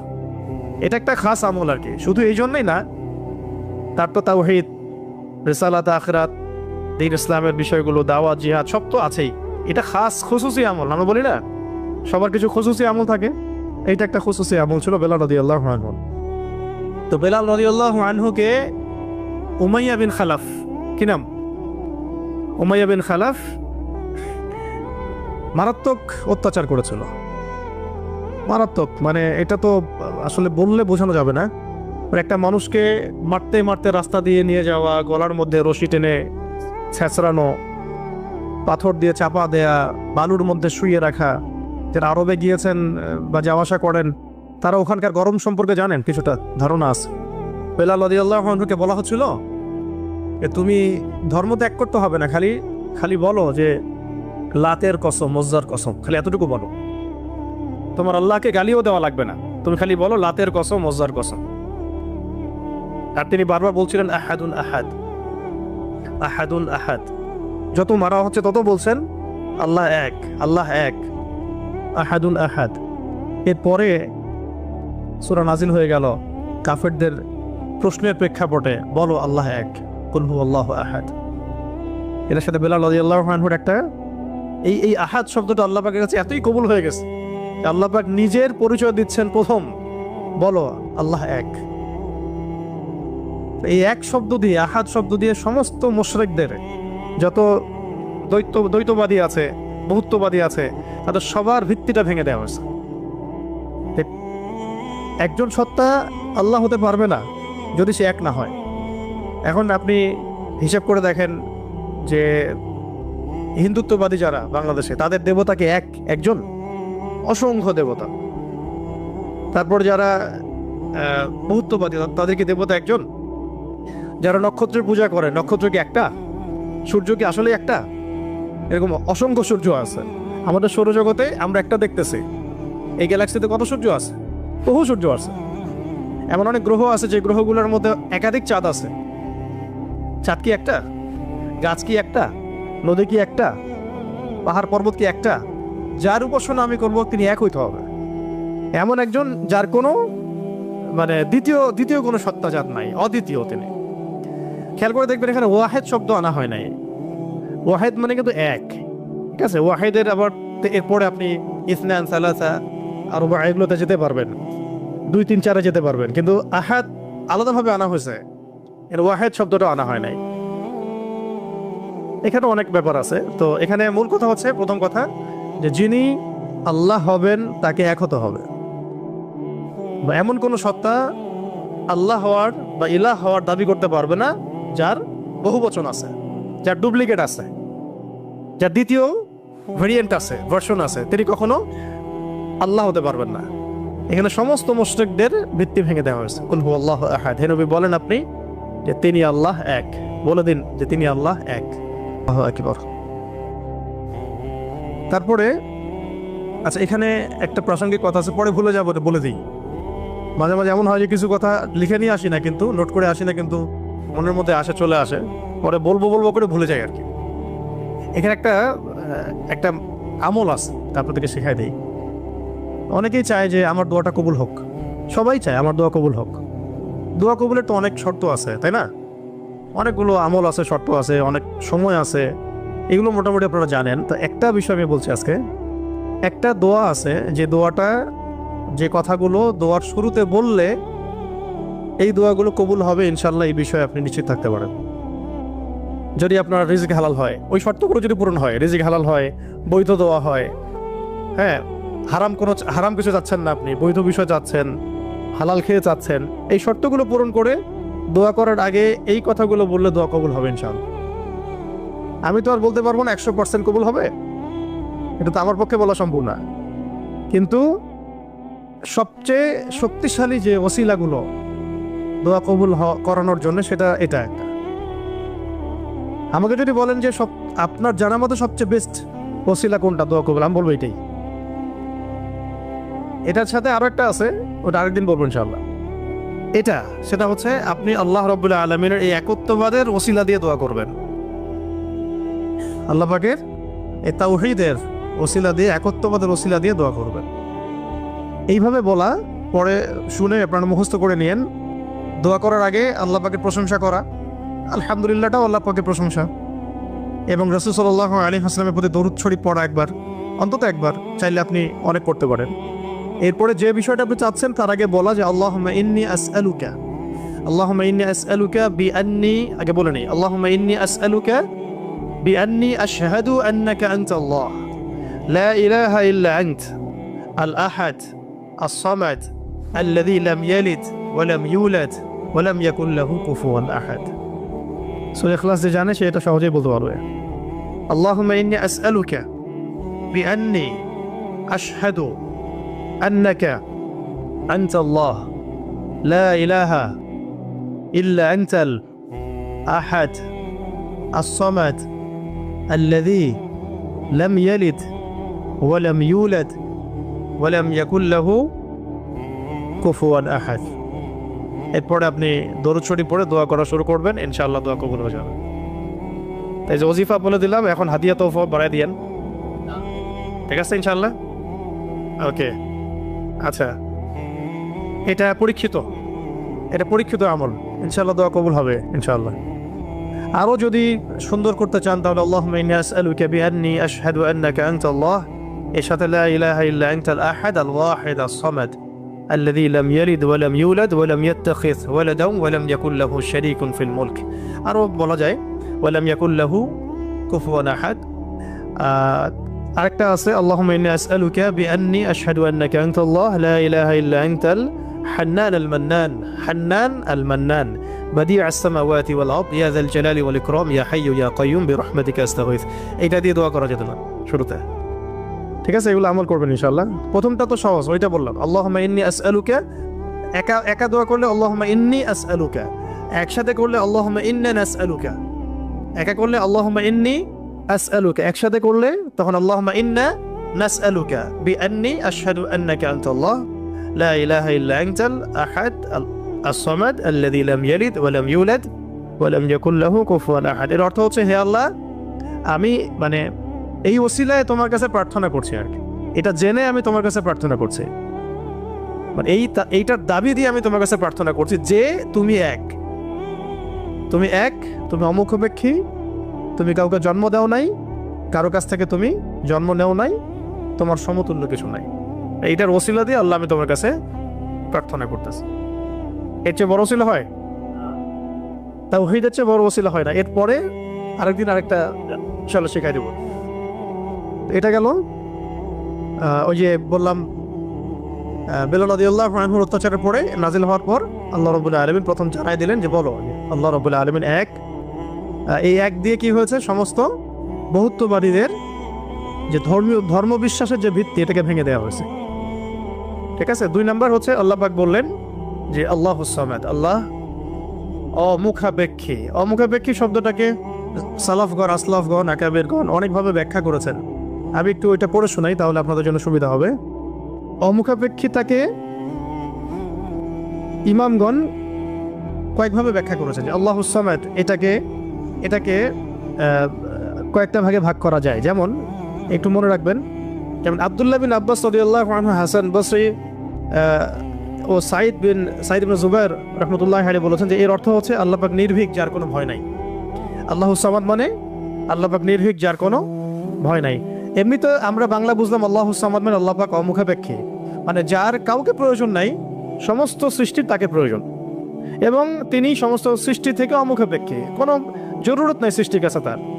আল্লাহ পাক কারো কাছে রিজিক চান না, কারো কাছে আল্লাহ পাক রিজিক চান না। এমন না যে আমরা সবাই আল্লাহর ইবাদত করলে আল্লাহ পাকের শক্তি বেড়ে যাবে, মোটেই না। আল্লাহ পাক যেমন ছিলেন তেমনই থাকবেন। আবার এমন না যে সব মানুষ যদি কুফরি করা শুরু করে আল্লাহ পাকের শক্তি কমে যাবে, কখনোই না। মানে এই পুরো বিশ্ব জাহান সৃষ্টি করার আগে আল্লাহ যেমন ছিলেন, আজও তেমন আছেন, চিরকাল তেমন থাকবেন। আল্লাহ পাক অমুখাপেক্ষী। অমুখাপেক্ষী মানে কারো প্রয়োজন নাই। এই জন্য একটা দোয়া আমরা বলি না যে আল্লাহুম্মা আকফিনি বিহালালিকা আন হারামিক ওয়া আগনিনি বিফাদলিক আম্মান সিওয়াক, মানে আল্লাহ আপনি আপনার হালাল দিয়ে হারাম থেকে আমাকে বাঁচায় দেন, এবং আপনি ছাড়া বাকি সমস্ত বিষয় থেকে আমাকে অমুখাপেক্ষী রাখেন। তা আমরা যদি আল্লাহর প্রতি মুখাপেক্ষী হই, তাহলে অন্য মাখলুকের প্রতি আমরা কি মুখাপেক্ষী হব? তা আমরা সবার থেকে অমুখাপেক্ষী হয়ে গেলাম। আল্লাহ পাক তার পুরো সৃষ্টি থেকে কি অমুখাপেক্ষী। এটাকে আস-সামাদ শব্দ দিয়ে ব্যাখ্যা করা হয়েছে। তো ইমাম আব্দুল্লাহ বিন আব্বাস রাদিয়াল্লাহু আনহুর ব্যাখ্যায় বললাম যে এটা বলা হচ্ছে যে তার কোনো ভয় নাই, তিনি নির্ভীক, তার কোনো ভয় নাই। ইমাম শাআবী রাহমাতুল্লাহি আলাইহি বলেন যে সামাদ হচ্ছেন তিনি যিনি পানাহার করেন না। এক এক স্কলার এক একভাবে আসলাফগণ ব্যাখ্যা করেছেন। ইবনে জুবাইর রাদিয়াল্লাহু রাহমাতুল্লাহি আলাইহি বলেন যে আস-সামাদ শব্দের অর্থ হচ্ছে তিনি সমস্ত গুণ এবং কর্মে নিখুঁত, তিনি সমস্ত গুণ এবং কর্মে নিখুঁত। হযরত কাতাদা রাহমাতুল্লাহি আলাইহি বলেন যে সমগ্র সৃষ্টি জগৎ ধ্বংস হওয়ার পর যিনি বাকি থাকবেন তিনি হচ্ছেন আস-সামাদ। সমস্ত সৃষ্টি জগৎ ধ্বংস হয়ে যাওয়ার পরে যার অস্তিত্ব থাকবে তিনি হচ্ছেন আস-সামাদ। তো সামাদের কত ব্যাখ্যা তারা করেছেন, ঠিক আছে। তারপরে ইকরিমা রাহমাতুল্লাহি আলাইহি বলেছেন যে যার উপর কারো মর্যাদা নাই তিনি হচ্ছেন আস-সামাদ, যার উপরে কারো আর মর্যাদা নাই তিনি হচ্ছেন আস-সামাদ। তারপরে ইমাম রাজি রহমতুল্লাহ আলাইহি বলেছেন সামাদ হচ্ছেন তিনি যার উপরে কখনো কোনো বিপদ আপদ আসে না। সামাদ হচ্ছেন তিনি যার উপরে কখনো কোনো বিপদ আপদ আসে না। তারপরে আবুল ওয়াইল শাকিক ইবনে সালামা রহমতুল্লাহ আলাইহি বলেন যে সামাদ হচ্ছেন তিনি যিনি সর্বত্র তার কর্তৃত্ব প্রতিষ্ঠা করতে পারেন, সর্বত্র যার কর্তৃত্ব তিনি প্রতিষ্ঠা করতে পারেন। কারো মতে, কোন স্কলারের মতে সামাদ হচ্ছেন তিনি যার কাছে সমস্ত মাখলুককে প্রয়োজন পেশ করতে হয়, যার কাছে সমস্ত মাখলুককে প্রয়োজন পেশ করতে হয়। আর আরেকজন স্কলার তিনি বলেছেন সামাদ হচ্ছেন তিনি যিনি সমস্ত দোষ ত্রুটি থেকে মুক্ত, সমস্ত দোষ ত্রুটি থেকে মুক্ত। এগুলো আরো বিস্তারিত আপনারা পাবেন তাফসীরে জালালাইনের মধ্যে আছে, ঠিক আছে। এখন এই সামাদ শব্দ দিয়ে তাহলে কি করা হচ্ছে, ওই বহুত্ববাদীদের পর যাদের ধর্মবিশ্বাস কিছুটা বাকি থাকে তাদের ভিত্তিটাকে গুড়িয়ে দেওয়া হচ্ছে। তা ইলাহ হতে হবে এমন যার কোনো ভয় নাই, যার কোনো ভয় তাকে কখনো স্পর্শ করে না। ইলাহ হতে হবে এমন একজন সত্তাকে যিনি কারো মুখাপেক্ষী নন। যত স্ট্যাচু আছে এগুলো তো মুখাপেক্ষী, ওকে তো বানানো হয়েছে, সে তো নিজেকে বানায় নাই, সে কারো মুখাপেক্ষী, সে তো খালেক না, সেও মাখলুক। তারপরে যারা মানুষ মানুষ যারা নিজেদেরকে বিশ্বমঞ্চে বড় বড় করে ফুটিয়ে তোলে বা নিজেদেরকে রবের আসনে অধিষ্ঠিত করার চেষ্টা করে, তারা কি অমুখাপেক্ষী? তারাও মুখাপেক্ষী না। নাসারাদের ক্ষেত্রে সেম, তারা মুখাপেক্ষী। মাজুসিরা তারাও এমন ইলাহের উপাসনা করে যারা মুখাপেক্ষী। শুধুমাত্র মুসলিমরাই এমন একজন ইলাহের উপাসনা করে বা ইবাদত করে, উপাসনা না ইবাদত করে, যিনি অমুখাপেক্ষী, সমস্ত ত্রুটি থেকে মুক্ত, বিচ্যুতি থেকে মুক্ত, যিনি সমস্ত দোষ ত্রুটি থেকে মুক্ত, যিনি হচ্ছেন কারো কাছে কিছু চান না, সবাই তার কাছে চায়, যাকে কখনো বিপদ আপদে স্পর্শ করে না, যিনি পানাহার করেন না, যিনি তার সৃষ্টি এবং কর্মে নিপুণ, এবং যার উপরে কারো কোনো মর্যাদা নাই। এবং যখন সৃষ্টি জগৎ ধ্বংস হয়ে যাবে, যিনি বাকি থাকবেন তিনি হচ্ছেন আল্লাহ রাব্বুল আলামিন। তো এখানে as-সামাদ শব্দের অনেক গভীর কথা আছে, ব্যাখ্যা আছে আর কি। এগুলো ইনশাল্লাহ আমরা আরো পরে আলোচনা, পরের সেশনে করবো ইনশাল্লাহ। আজকে আমরা একটু কোড আলোচনা করতেছি। 3 নম্বরে আল্লাহ রাব্বুল আলামিন বলেছেন যে, বলুন হে নবী যে আল্লাহ তিনি লাম ইয়ালিদ ওয়া লাম ইউলাদ। বলুন তো, সামনে কমন নেওয়া হয়েছে, কুল বলুন, বলুন আল্লাহ এক, আল্লাহুস সামাদ, আল্লাহ as-সামাদ, আল্লাহ অমুখাপেক্ষী। আপনি বলে দিন হে নবী যে লাম ইয়ালিদ ওয়া লাম ইউলাদ। লাম ইয়ালিদ তিনি জন্ম দেন নাই, লাম ইয়ালিদ মানে তিনি জন্ম দেন নাই। যারা আল্লাহর পুত্র সাব্যস্ত করে, কন্যা সাব্যস্ত করে, ওদের ধর্মবিশ্বাসের ভিত্তি ভেঙে দেওয়া হলো। লাম ইয়ালিদ তিনি জন্ম দেন নাই। তাই এমন একজন সত্তাকে আল্লাহ হতে হবে যিনি কাউকে জন্ম দেন না কখনো। আমরা এই দুনিয়াতে যা দেখছি সবকিছু কিন্তু জন্মিত বা জন্ম দিচ্ছে বা জন্মিত। মানুষের কথা বলেন, আপনি যে কোনো মাখলুকের কথা বলেন, এমনকি প্রকৃতির যে বিষয়গুলো আমরা দেখি এগুলো তো জন্মিত আর কি, মাখলুক, এগুলো কোনো না কোনো জায়গা থেকে আসছে। তো আল্লাহ রাব্বুল আলামিন হতে হলে এমন একজন সত্তা হতে হবে যিনি কাউকে জন্ম দেন নাই। ওয়ালাম ইউলাদ, এটা আরো কঠিন, এটা আরো কঠিন। কেউ জন্ম দেয় না সেটা একটা হতে পারে, একজন ধরেন মহিলা আছে জন্ম দেয় নাই সন্তান, সে তো কারো কাছ থেকে জন্মিত হয়েছে। দুইটা রাস্তাই বন্ধ করে দেওয়া হলো যে আল্লাহ হতে হবে এমন একজন সত্তাকে যিনি না জন্ম দিয়েছেন না কারো কাছ থেকে জন্ম নিয়েছেন। এটা আরো কঠিন, এবং এই কাঠিন্যের মধ্যে কোনো সত্তা পড়তে পারে না আল্লাহ ছাড়া। এই মানদণ্ডে আল্লাহ ছাড়া অন্য কোনো সত্তা কখনো পড়তে পারে না, যিনি জন্ম দেন নাই, কারো কাছ থেকে জন্ম নেন নাই। অনেকে প্রশ্ন করে যে, অনেকের মধ্যে ওয়াসওয়াসা আসে যে এই বিশ্বজাহান আল্লাহ সৃষ্টি করেছেন, আল্লাহকে কে সৃষ্টি করেছেন? নাউযুবিল্লাহি মিন যালিক। নবী সাল্লাল্লাহু আলাইহি ওয়াসাল্লাম বলেছেন, যখনই এমন কোনো চিন্তা আসবে, এই চিন্তা শয়তান ঢুকিয়ে দেয়, যখনই এমন কোনো চিন্তা আসবে সেজন্য পরে আউযু বিল্লাহি মিনাশ শাইতানির রাজিম, এবং ঈমান পাকাপোক্ত করার জন্য যেন পরে আমানতু বিল্লাহি ওয়া রুসুলিহি, আমানতু বিল্লাহি ওয়া রুসুলিহি, রুসুলিহি বহুবচন, আমানতু বিল্লাহি ওয়া রুসুলিহি। আল্লাহকে যদি কেউ জন্ম দিত বা আল্লাহ যদি কোনো জায়গা থেকে সৃষ্টি হতেন, তাহলে যে স্রষ্টা তিনি তো আল্লাহ হতেন, তাই না? আল্লাহ যদি নাউজুবিল্লাহ কারো কাছ থেকে সৃষ্টি হতেন তাহলে তো তিনি আল্লাহ হতেন না। এমন একজন সত্তাকে আল্লাহ হতে হবে যিনি সৃষ্টি নন, যাকে কেউ সৃষ্টি করে নাই, বরং তার কাজ সৃষ্টি করা। এটা তো আপনি কার্যকরণ তত্ত্ব থেকে বলছেন, এটা ফিলোসফিতে একটা তত্ত্ব আছে, কার্যকরণ তত্ত্ব। মানে তত্ত্বটা হচ্ছে এরকম, ইউনিভার্সিটিতে আমাদেরকে একটু পড়ানো হয়েছিল আর কি, যে প্রত্যেকটা কাজের পিছনে একটা কারণ থাকে। আসলে তাই, কিন্তু প্রত্যেকটা কাজের পিছনে একটা কারণ আসলেই থাকে। শয়তানের পিছনেও কোনো না কোনো কারণ তো আছে। কেন শয়তানি করতেছে, এটা কারণ তো আছে। প্রত্যেকটা কাজের পিছনে একটা কারণ থাকে। এই তত্ত্বটাকে তারা বলতো কার্যকরণ তত্ত্ব আর কি। তো এই তত্ত্ব থেকে তারা এই প্রশ্নটা উত্থাপন করেছে যে তাহলে আল্লাহকে কে সৃষ্টি করেছে? ঠিক আছে, এখানে এই তত্ত্বটা নিজেই তার দোষে ত্রুটিযুক্ত আর কি। আল্লাহকে যদি কেউ সৃষ্টি করে তাহলে তো সে আল্লাহ হবে, তাকে কেউ সৃষ্টি করলে সে আল্লাহ হবে, তাকে কেউ সৃষ্টি করলে সে আল্লাহ হবে। এইভাবে আপনি কোথায় গিয়ে শেষ করবেন? যেখানে আপনার চিন্তার জগৎ শেষ হবে সেখান থেকে আল্লাহ রাব্বুল আলামিন শুরু হবেন ইনশাআল্লাহ। ব্যাপারটা এরকম হয়। তো আল্লাহ রাব্বুল আলামিন কাউকে জন্ম দেন নাই, কারো কাছ থেকে জন্ম নেন নাই।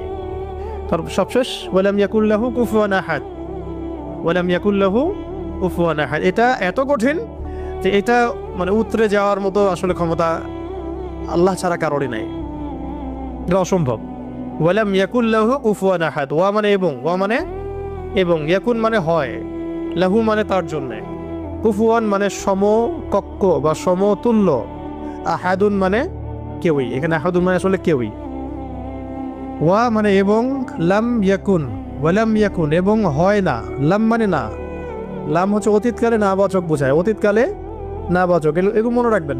ওয়া মানে এবং, ওয়ার দুটো অর্থ হয় আল কোরআনে, কখনো কখনো শপথ বা কসম অর্থে আসে, কখনো কখনো এবং অর্থে আসে। যেমন ওয়া তিন ফলের কসম, ওয়াল আসরি সময়ের কসম। আর এখানে ওয়া জবর মানে হচ্ছে এবং, ওয়ালাম লাম হচ্ছে অতীতকালে না বাচক, অতীতকালে না বাচক। যেমন আমি কখনো বলিনি, আমি করিনি, আমি যাইনি, এগুলো বোঝাতে লাম শব্দ প্রয়োগ করা হয়। ঠিক আছে? ওয়ালাম ইয়াকুন, ইয়াকুন মানে হয়, লাম ইয়াকুন মানে হয় না, ওয়ালাম ইয়াকুন এবং হয় না, এবং হয় না, লাহু মানে তার জন্য, লাহু মানে তার জন্য বলতে এখানে আল্লাহর দিকে নিসবত করা হচ্ছে। ওয়ালাম ইয়াকুন লাহু, তার জন্য হয় না, কি হয় না? কুফুয়ান, মানে কুফু মানে কি? সমতুল্য, সমকক্ষ। অনেকে বলেন না বিয়ের ক্ষেত্রে কুফু দেখতে হয়, সমতুল্য, সমকক্ষ, সামঞ্জস্যতা। আহাদ কেউই, মানে তার সমতুল্য সমকক্ষ কেউ নাই, তার সমতুল্য সমকক্ষ কেউ নাই। এটা হচ্ছে আরো কঠিন, কারণ একজন ধরেন আহাদ উতরে আসলো, সমাদে গিয়ে শেষ হয়ে গেল। কেউ হয়তো বলছে লাম ইয়ালিদ ওয়া লাম ইউলাদ, এটাকে কোনোভাবে ব্যাখ্যা করছে, ধরেন কোনোভাবে উল্টাপাল্টা ব্যাখ্যা করছে, কিন্তু শেষে গিয়ে এসে কিন্তু আর আর পারবে না। ওয়ালাম ইয়াকুল্লাহু কুফুয়ান আহাদ, তার সমতুল্য কিছুই নাই। ধরেন আপনি বললেন যে এই মূর্তিটা নাউজুবিল্লাহ একটা দেবতা, কেউ বললো হয় কোনো মুশরিক, তার এই মূর্তি একটা না, এই মূর্তি আরো অনেক আছে, সামঞ্জস্য আছে। কেউ যদি বলে এই নক্ষত্রটা তার ইলাহ, নাউজুবিল্লাহ, এই নক্ষত্র একটা না, তার সামঞ্জস্য আরো আছে, সিমিলারিটিস আছে আর কি। ঠিক আছে? কেউ বললো যে অমুক নবীর সন্তান আল্লাহর পুত্র, নাউজুবিল্লাহ, এই নবীর সন্তান একজন না, আরো বহু নবী আছে তাদের সন্তান হয়েছে। তো এইরকমই ওয়ালাম ইয়াকুল্লাহু কুফুয়ান আহাদ হচ্ছে এমন একজন সত্তাকে আল্লাহ হতে হবে যার সাদৃশ্য কিছু নাই, লাইসা কামিথলিহি শাই, তার সমতুল্য, তার মতো কিছু নাই।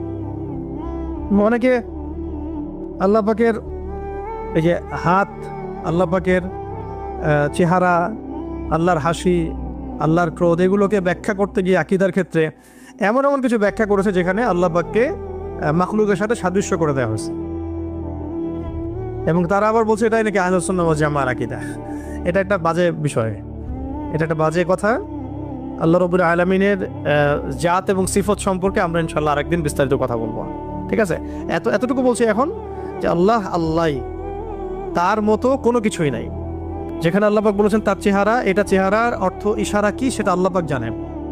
ওটা আমি যদি এখন মনে করতে যাই যে এটা এরকম চেহারা, চোখ নাক মুখ কানওয়ালা, তো এটা শিরক হয়ে যাবে তো আর কি।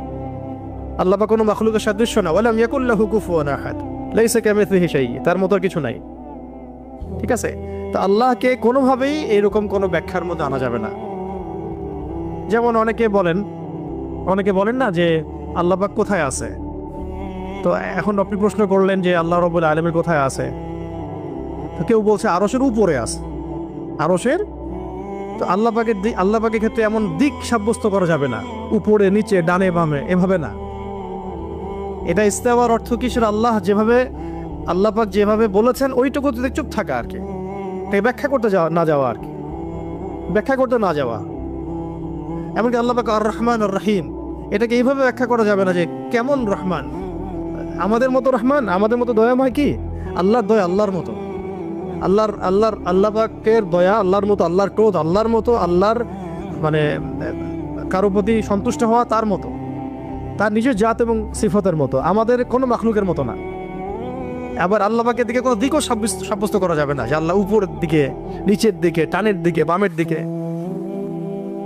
এইগুলো মানে খুব সূক্ষ্ম বিষয় আকীদার, এবং এই আকীদার এই বিষয়গুলো সমাজের মধ্যে অনলাইনের মাধ্যমে এত ফিতনা সৃষ্টি হয়ে গেছে যেগুলো আসলে অনেক সময় জেনারেল ভাইরা এর মধ্যে ডুবে যাচ্ছেন আর কি।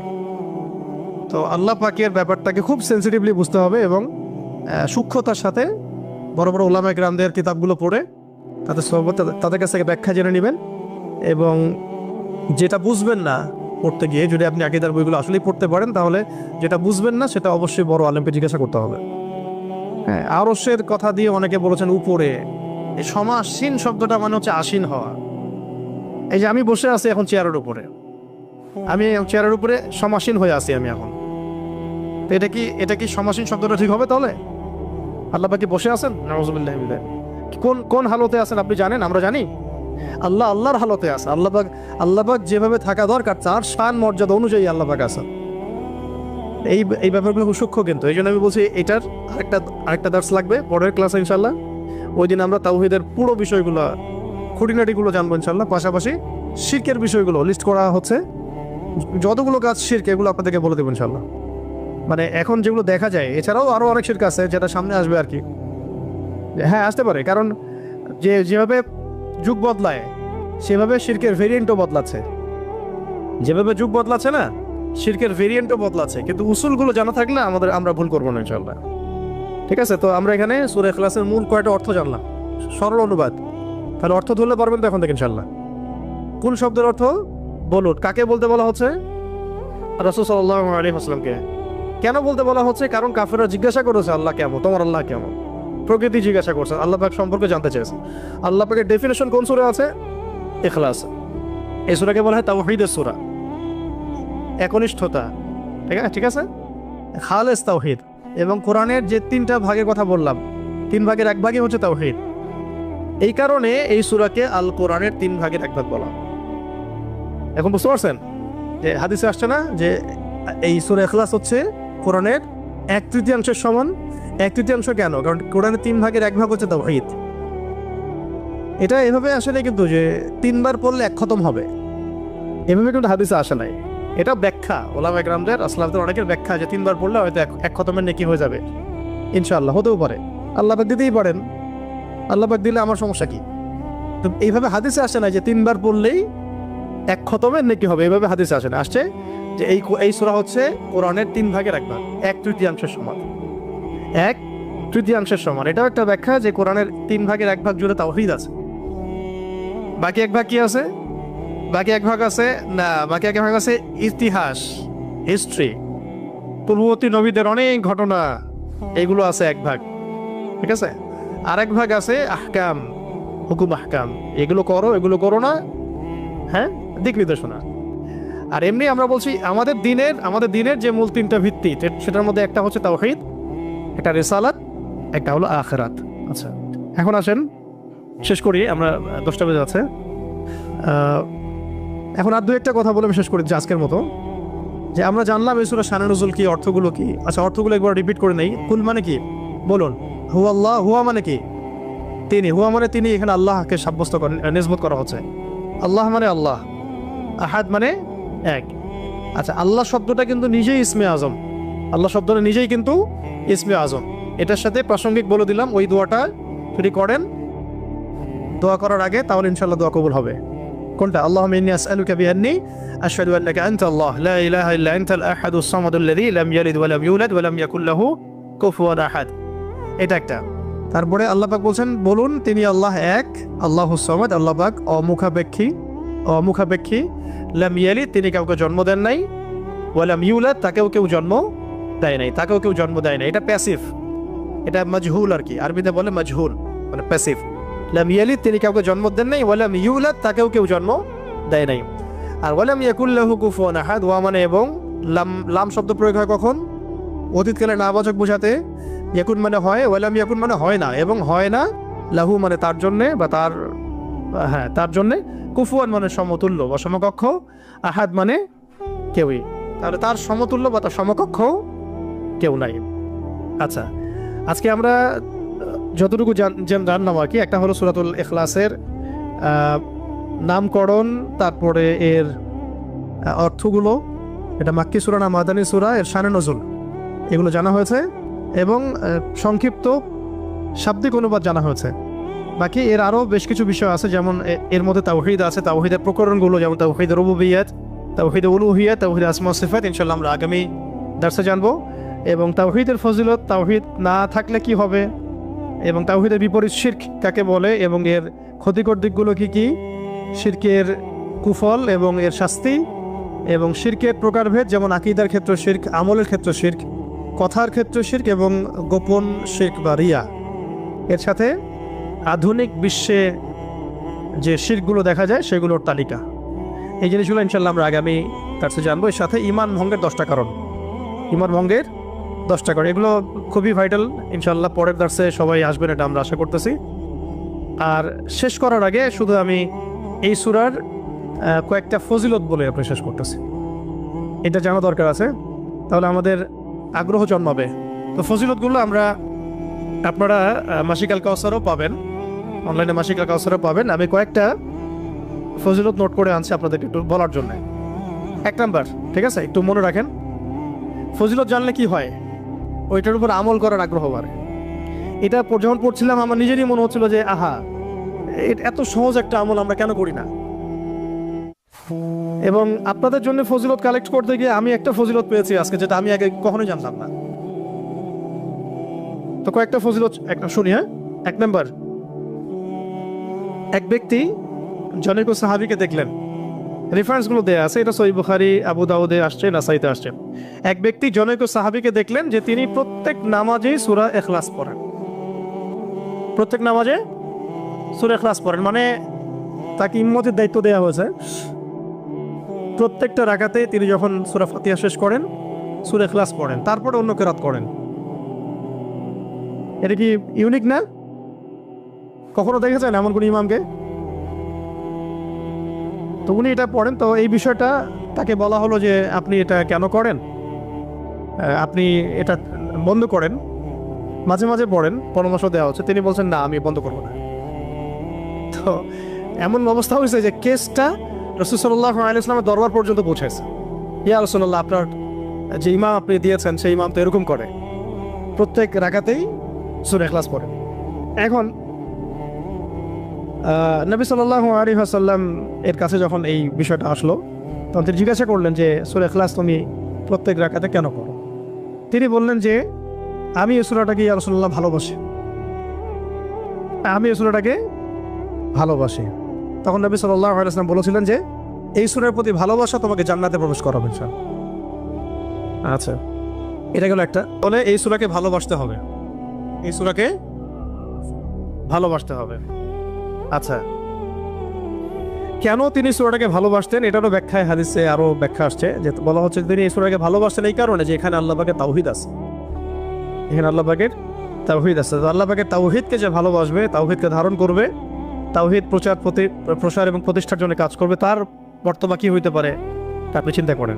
তো তাওহীদ নিয়ে আলোচনা আমরা পরে দর্শে ইনশাআল্লাহ আসবো, ঠিক আছে? ওকে। আরেকটা বর্ণনা আসছে যে নবী সাল্লাল্লাহু আলাইহি ওয়াসাল্লাম একবার সব সাহাবীদেরকে, আশেপাশে যারা ছিলেন ওই সময়, সবাইকে জড়ো করলেন। তো তারা মনে করলেন যে খুব গুরুত্বপূর্ণ একটা হয়তো বড় কোনো নির্দেশনা আসবে। তো নবী সাল্লাল্লাহু আলাইহি ওয়াসাল্লাম সবাইকে জড়ো করে বললেন যে আমি তোমাদের সবাইকে আল কোরআনের 3 ভাগের 1 ভাগ তেলাওয়াত করে শোনাবো। নবীজি বললেন সাল্লাল্লাহু আলাইহি ওয়াসাল্লাম, আমি তোমাদের সবাইকে আল কোরআনের 3 ভাগের পুরো 1 ভাগ তেলাওয়াত করে শোনাবো, সবাই এদিকে আসো, কাছে আসো। সবাই জড়ো হলেন। তো নবী সাল্লাল্লাহু আলাইহি ওয়াসাল্লাম পড়লেন যে বিসমিল্লাহির রহমানির রহিম, কুল হুয়াল্লাহু আহাদ, আল্লাহুস সামাদ, লাম ইয়ালিদ ওয়া লাম ইউলাদ ওয়া লাম ইয়াকুল লাহু কুফুয়ান আহাদ। তো এটা বলে তিনি কিন্তু ভিতরে চলে গেছেন বাসায়, সাহাবীরা দাঁড়াই আছে, যে সম্ভবত কোনো জরুরত হয়েছে আমাদের নবীজির, হয়তো আবার আসবেন, এসে আবার বলবেন। এসে তিনি বলছেন এটা হচ্ছে কোরআনের 3 ভাগের 1 ভাগ, এটা হচ্ছে কোরআনের 3 ভাগের 1 ভাগ। সুবহানাল্লাহ, সুবহানাল্লাহ। 3 ভাগের 1 ভাগের তো একটা ব্যাখ্যা আমি বললাম। এছাড়া এমনও যে 3 ভাগের 1 ভাগে তাওহীদের পুরো ফজিলত, তেলাওয়াতের নেকি আল্লাহ পাক দিয়ে দিতে পারেন ইনশাআল্লাহ। তো এখান থেকে অনেক স্কলার ব্যাখ্যা করেছেন যে 3 বার পড়লে 1 খতমের নেকি হবে। তো এইভাবে সরাসরি হাদিসে আসে নাই। আচ্ছা, আরেকদিন 3 নম্বর হাদিস, নবী সাল্লাল্লাহু আলাইহি ওয়াসাল্লাম বললেন, এটা হাদিসে আসছে আবু সাঈদ খুদরি রাদিয়াল্লাহু আনহু থেকে, তিনি বললেন যে তোমরা কি প্রত্যেক রাতের বেলা এটা পড়তে বলা হচ্ছে, তোমরা কি প্রত্যেক রাতে কোরআনের 1/3 তেলাওয়াত করতে পারো না? তোমরা কি প্রত্যেক রাতে আল কোরআনের 1/3 তেলাওয়াত করতে পারো না? তো সাহাবীরা বললেন ইয়া রাসূলুল্লাহ, বিষয়টা তো অনেক কঠিন মনে হচ্ছে। তখন নবী সাল্লাল্লাহু আলাইহি ওয়াসাল্লাম বলেন না, এটা সহজ, আমলটা সহজ, কারণ সূরা ইখলাসই হচ্ছে কোরআনের 1/3। সূরা ইখলাস হচ্ছে আল কোরআনের 1/3। এরকম সাহাবীগণ অন্য বর্ণনায় বলেছেন যে ইয়া রাসূলুল্লাহ, আমরা তো দুর্বল, আমরা প্রতি রাতে 1/3 কেমন করে তেলাওয়াত করব? তো নবীজি বললেন যে বলো, কুল হুয়াল্লাহু আহাদ, আল্লাহুস সামাদ, লাম ইয়ালিদ ওয়া লাম ইউলাদ ওয়া লাম ইয়াকুল লাহু কুফুয়ান আহাদ। আচ্ছা, একটা বর্ণনায় তিনি বলছেন, আমি বললাম আল্লাহ তাআলা পুরো কোরআনকে 3 ভাগে ভাগ করেছেন, এর মধ্যে সূরা ইখলাসটাই 3 ভাগের 1 ভাগ। সূরা ইখলাসটা হচ্ছে 3 ভাগের 1 ভাগ। আচ্ছা, তো এরকম বেশ কিছু বর্ণনা আছে মানে সিমিলার, কি ওটা আমি রিপিট করছি না। তবে আমি যে কয়েকটা বলতে চাচ্ছিলাম সেটা হলো যে এটা 4 নাম্বারটা, এটা ভালো করে শোনেন, খুব ভালো করে শোনেন। একবার নবী করিম সাল্লাল্লাহু আলাইহি ওয়াসাল্লাম একটা সফরে ছিলেন এবং সফরে তো অনেক ঘটনাই ঘটে। এক পর্যায়ে জনৈক সাহাবীকে তিনি শুনলেন তিলাওয়াত করছেন কুল ইয়া আইয়ুহাল কাফিরুন। কোন সূরা? সূরা কাফিরুন তেলাওয়াত করছেন, কুল ইয়া আইয়ুহাল কাফিরুন। তিনি শুনলেন এক সাহাবী তেলাওয়াত করছেন। এটা শোনার পরে তিনি বললেন যে সে শিরক থেকে পবিত্র হয়ে গেছে, এই জন্য একটা বর্ণনা আসছে রাতের বেলা সূরা কাফিরুন পড়লে আল্লাহ পাক তাকে শিরক থেকে হেফাজত করবেন ইনশাআল্লাহ। আর আরেকজনকে তিনি পড়তে শুনলেন কুল হুয়াল্লাহু আহাদ। একজন পড়ছিল সূরা কাফিরুন, আরেকজন সাহাবী পড়ছিলেন সূরা ইখলাস। তখন নবীজি বললেন তাকে মাফ করে দেওয়া হয়েছে, সুবহানাল্লাহ, সুবহানাল্লাহ। আরেকটু আগে যে বর্ণনা বলেছে ওইটা এখানেও আছে, যে ইমাম আনাস রাদিয়াল্লাহু আনহু থেকে একটা বর্ণনা আসছে যে আনসারী একজন সাহাবী ছিলেন, মসজিদে কুবা ইমামতি করতেন। যখনই তাকে ইমামতি করতে দেওয়া হতো তিনি সূরা ফাতিহার সাথে অন্য সূরা মিলিয়ে সূরা ইখলাস পড়তেন। তো এই বিষয়টা রাসূল সাল্লাল্লাহু আলাইহি ওয়াসাল্লামের কাছে যায় এবং তিনি বলেন যে তুমি এই কাজটা কেন করো, আবশ্যিকভাবে এটা করার কারণ কি? তিনি বলেছিলেন যে উহিব্বুহা ইয়া রাসূলুল্লাহ, আমি এই সূরাটাকে আমি ভালোবাসি। তখন নবী সাল্লাল্লাহু আলাইহি ওয়াসাল্লাম বলেছিলেন যে এই সূরার প্রতি ভালোবাসা, যে হুব্বুকা ইয়াহা আদখালাকাল জান্নাহ, এই সূরার প্রতি যে ভালোবাসাটা, এই ভালোবাসাই তোমাকে জান্নাতে প্রবেশ করাবে ইনশাআল্লাহ। এটা একটা বর্ণনা আসছে। এরকম আরো সিমিলার বর্ণনা আছে। আরেকদিন আবু হুরায়রা রাদিয়াল্লাহু আনহু তিনি বলছেন যে আমি রাসূল সাল্লাল্লাহু আলাইহি ওয়াসাল্লামের কাছে বসেছিলাম, এমন সময় এক ব্যক্তি সূরা ইখলাস তেলাওয়াত করা শুরু করলো। তখন নবী সাল্লাল্লাহু আলাইহি ওয়াসাল্লাম বলেন যে ওয়াজাবাত, কি বললেন? ওয়াজাবাত, ওয়াজিব হয়ে গেছে। ওয়াজাবাত মানে ওয়াজিব হয়ে গেছে, ওয়াজাবাত মানে ওয়াজিব হয়ে গেছে। আমি জিজ্ঞাসা করলাম ইয়া রাসূলুল্লাহ কি ওয়াজিব হয়ে গেছে, কি ওয়াজিব হয়ে গেল? তিনি বললেন যে আল জান্নাহ, জান্নাত ওয়াজিব হয়ে গেছে, এই ব্যক্তির উপর জান্নাত ওয়াজিব হয়ে গেছে।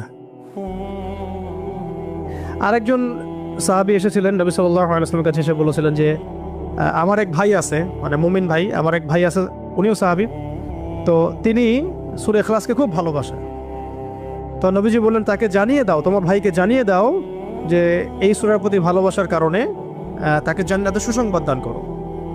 তাকে জানিয়ে দাও যে এই সূরার প্রতি ভালোবাসার কারণে তাকে জান্নাতের সুসংবাদ দেয়া হচ্ছে। আচ্ছা, আরেকটা, এই দুটো শেষ, চলো।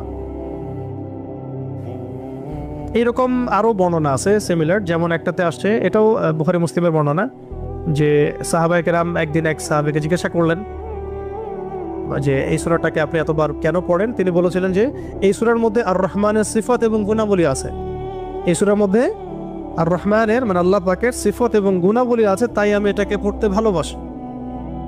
পড়তে ভালোবাসি। তখন নবীজি বললেন তাকে জানিয়ে দাও যে আল্লাহও তাকে ভালোবাসে। মানে এক এক জায়গায় এক একভাবে শব্দ এক্সট্রা আসছে আর কি। কোনো জায়গায় বলা হচ্ছে তার জন্য জান্নাত ওয়াজিব হয়ে গেছে, কোনো বর্ণনা আসছে যে তাকে জানায় দাও যে আল্লাহ তাকে ভালোবাসেন, কোনো বর্ণনা আসছে তাকে জানায় দাও যে তাকে জান্নাতের সুসংবাদ দান করো। এরকম করে বিভিন্ন বর্ণনা আসছে আর কি। এবার আমাদের জন্য খুব আগ্রহের একটা হাদিস, এটা শুনেন। মুয়াজ ইবনে আনাস জুহানী রাদিয়াল্লাহু তাআলা আনহু বলেন যে রাসূলুল্লাহ সাল্লাল্লাহু আলাইহি ওয়াসাল্লাম একদিন বললেন, ভালো করে শুনেন, রাসূলুল্লাহ সাল্লাল্লাহু আলাইহি ওয়াসাল্লাম একদিন বললেন, যে ব্যক্তি কুল হুয়াল্লাহু আহাদ এই সূরাটাকে 10 বার পড়বে, যে ব্যক্তি এই সূরাটাকে 10 বার পড়বে, আল্লাহ তাআলা তার জন্য জান্নাতে একটা প্রাসাদ নির্মাণ করবেন। তো এই কথাটা শুনে ওমর রাদিয়াল্লাহু আনহু বললেন, ওমর ইবনে খাত্তাব তিনি বললেন যে তাহলে তো আমরা অনেক প্রাসাদের অধিকারী হয়ে যাব ইয়া রাসূলুল্লাহ। তার উদ্দেশ্য ছিল এটা, যদি আমি 20 বার পড়ি ইয়া রাসূলুল্লাহ, তাহলে নবীজি বললেন তাহলে দুইটা প্রাসাদ, যদি 30 বার পড়ি তা 3টা প্রাসাদ, ইয়া রাসূলুল্লাহ তাহলে তো আমরা অনেক প্রাসাদের অধিকারী হয়ে যাব। তখন নবীজি বললেন যে আল্লাহ তাআলার দান এর চেয়েও বেশি প্রশস্ত, মানে আপনি 100 পড়লে 10টা ঘর পাবেন, আর আমরা 100 পড়লে 10টা ঘর পাবো, 200 পড়লে 20টা। এইভাবেই আল্লাহ পাকের দান আরও প্রশস্ত। আর যে হাদিসটার কথা আমি বললাম, যেটা আমি আজকে আপনাদের জন্য এটা রেডি করতে গিয়ে জেনেছি আর কি, এটা আমার আগে জানা ছিল না। এটা জানার পরে আসলে আমাদের মনে হচ্ছে কেন এই আমলগুলো করি না। এত সময় দেখা যায় যে অনেক সময় অনলাইনে বসে থাকছি, তাই না? অনেক সময় এমনি বসে আছি টিকিট ছাড়া, তো গাড়িতে যাওয়া আসা হচ্ছে, ওই সময় বসে আছি, কোনো কাজ নাই, এমন হয় অনেক সময় হয় না? কেন আমরা এই সময়গুলো কাজে লাগাই না? এই লাস্ট হাদিস, একজন সাহাবী ছিলেন যার নাম মুয়াবিয়া ইবনে মুয়াবিয়া, মুয়াবিয়া বিন মুয়াবিয়া আল মুজানি রাদিয়াল্লাহু তাআলা আনহু। তিনি ইন্তেকাল করেছিলেন এবং নবী সাল্লাল্লাহু আলাইহি ওয়াসাল্লামের তিনি সাহাবীদেরকে নিয়ে জানাজার নামাজ পড়া হলো আর কি। ভালো করে শুনুন, মুয়াবিয়া ইবনে মুয়াবিয়া আল মুজানি রাদিয়াল্লাহু তাআলা আনহু ইন্তেকাল করলেন, নবী সাল্লাল্লাহু আলাইহি ওয়াসাল্লাম সাহাবীদেরকে নিয়ে তার জানাজার নামাজ পড়ালেন। পড়ানোর পরে নবী সাল্লাল্লাহু আলাইহি ওয়াসাল্লামের কাছে জিবরাইল আলাইহিস সালাম আগমন করলেন এবং তাকে জানিয়ে দেওয়া হলো ওয়াহির মাধ্যমে যে এই সাহাবীর জানাজায় আমি জিবরাইল আলাইহিস সালাম বলছেন 70,000 ফেরেশতা সহ আমি উপস্থিত হয়েছিলাম। 70,000 ফেরেশতা সহ এই জানাজা সালাতে আমি উপস্থিত হয়েছি। তো নামাজ শেষে নবী সাল্লাল্লাহু আলাইহি ওয়াসাল্লাম জিজ্ঞাসা করলেন যে ইয়া জিবরিল হে জিবরিল বিমা বালাগা মুআবিয়া ইবনে মুআবিয়া হাদিহিল মানজিলা। এই সাহাবীর মুআবিয়া ইবনে মুআবিয়া রাদিয়াল্লাহু তাআলা আনহুর কোন কারণে এই মঞ্জিলে তাকে পৌঁছে দেওয়া হলো? কোন কারণে তাকে এই মঞ্জিলে পৌঁছে দেওয়া হলো, মানে এত উঁচু মাকাম দেওয়া হলো? তখন তিনি বলছিলেন যে ইয়া রাসূলুল্লাহ সাল্লাল্লাহু আলাইহি ওয়াসাল্লাম, এই মর্যাদা লাভের কারণ হচ্ছে যে সে দাঁড়িয়ে, বসে, হেঁটে, সাওয়ারিতে অবস্থায় সবসময় সূরা ইখলাস তেলাওয়াত করত। এই মর্যাদার কারণ হচ্ছে সে দাঁড়িয়ে, বসে, হেঁটে হেঁটে, সাওয়ারিতে, মানে সার্বক্ষণিক তার আমলে ছিল, খুসুসি আমল ছিল সূরা ইখলাসের বেশি বেশি তেলাওয়াত। সুবহানাল্লাহ। এটা মুসনাদ আহমদে আসছে হাদিসটা, আরও কিছু হাদিসের মধ্যে আসছে হাদিসটা। তো আল্লাহ পাক আমাদের সবাইকে এই সূরার প্রতি বেশি বেশি আমল করার তৌফিক দান করেন। কোনো কনস্ট্রাকটিভ সুদূর প্রসারী কাজ আমাদের হচ্ছে না, যেটা হচ্ছে এটা প্রয়োজনের তুলনায় নিতান্তই নগণ্য। এই কারণে আমাদের আমরা যারা বুঝি, যাদের মধ্যে ইসলামের চেতনা আছে, ইসলামকে ভালোবাসি, আমরা যারা চাই দিন এগিয়ে যাক, আমাদের কনস্ট্রাকটিভ কাজ করতে হবে, মানে সুদূর প্রসারী কাজ করতে হবে। শৈথিল্যতাবাদীও হবেন না, আবার চরমপন্থীও হবেন না, মধ্যমপন্থী হয়ে ইসলামকে, কোরআনকে এবং হাদিসকে হাতে নিয়ে উম্মার ঐক্যের স্বার্থে, দেশ জাতি জনগণের ঐক্যের স্বার্থে এগিয়ে যান। আল্লাহ পাক আপনাদের হাতকে শক্তিশালী করুন, দোয়া করি। এখানে খুবই স্মার্ট হতে হবে এবং বেসিক কাজগুলো খুব বেশি করে করতে হবে। বেসিক কাজ কি ভাই? বেসিক কাজ হচ্ছে আপনার নামাজ, বেসিক কাজ আপনাকে কোরআন শিখতে হবে, বেসিক কাজ আপনাকে আরবি শিখতে হবে, বেসিক কাজ আপনি যেখানে পড়াশোনা করছেন এই পড়াশোনা করে ওই জ্ঞানটাকে দিয়ে ইসলামের খেদমতে আপনাকে কল্যাণে কাজ করতে হবে। বেসিক কাজ যেখানে আপনাকে আল্লাহ পাক দায়িত্ব দিবেন সেখান থেকেই আপনাকে দিনের খেদমত করতে হবে। ডক্টর হন, দিনের খেদমত করেন, ইঞ্জিনিয়ার হন, দিনের খেদমত করেন, পলিটিশিয়ান হন, কোনো আপত্তি নাই, আমরা আপনাকে ভোট দিব ইনশাল্লাহ, আমরা আপনাকেই ভোট দিব ইনশাল্লাহ। আপনি ওখানে গিয়ে দিনের খেদমত করেন, আল্লাহ পাক তৌফিক দান করুন। কথা কি বুঝতে পারছেন? ইসলাম ক্ষমতা জোর করে আদায় করে নেওয়ার জন্য আসে নাই। আবু যার রাদিয়াল্লাহু আনহু কি বলছেন জানেন? আবু যার রাদিয়াল্লাহু আনহুকে নবী সাল্লাল্লাহু আলাইহি ওয়াসাল্লাম বলছেন, আবু যার তুমি দায়িত্ব চেয়ে নিও না, কারণ যদি তুমি দায়িত্ব চেয়ে নাও তখন আল্লাহর পক্ষ থেকে তোমাকে সাহায্য করা হবে না, আর যদি মানুষ তোমাকে দায়িত্ব দেয় আল্লাহ তোমাকে সাহায্য করবে ইনশাআল্লাহ। কত চমৎকার সিস্টেম ইসলামে। আর এখন আমরা কি করি? আমাকে দেন, ও ভালো না আমি ভালো, ওরা সব খারাপ আমি ভালো।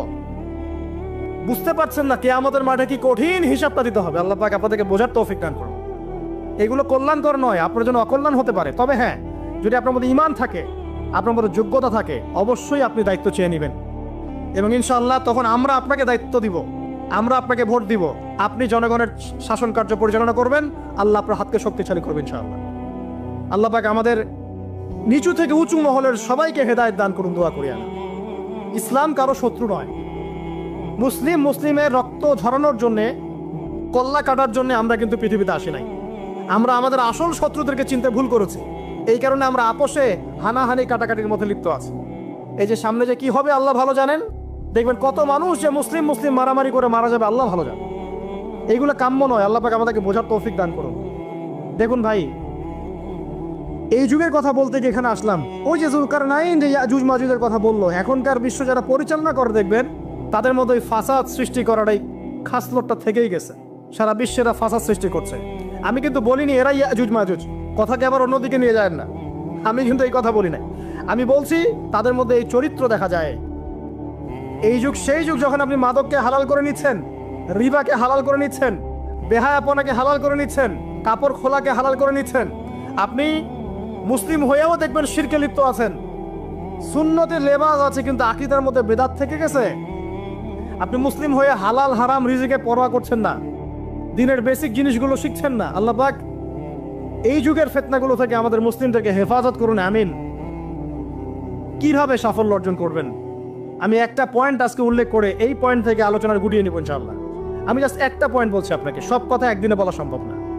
আল্লাহ রাব্বুল আলামিন বলছেন কদ আফলাহা মান যাক্কাহা, সে ব্যক্তি সফল হয়ে গেছে যে ব্যক্তি তার আত্মাকে পরিশুদ্ধ করতে পেরেছে। ওয়া কদ খাবা মান দাসাহা, যে ব্যক্তি আত্মাকে পরিশুদ্ধ করতে পারে নাই সে ব্যক্তি ধ্বংস হয়ে গেছে। তিনটা হাদিস আপনাকে আগে শোনাই। এক, আল্লাহ রাব্বুল আলামিনের হাবিব মুহাম্মদ সাল্লাল্লাহু আলাইহি ওয়াসাল্লাম, দরুদ পড়েন, বলেন সাল্লাল্লাহু আলাইহি ওয়াসাল্লাম।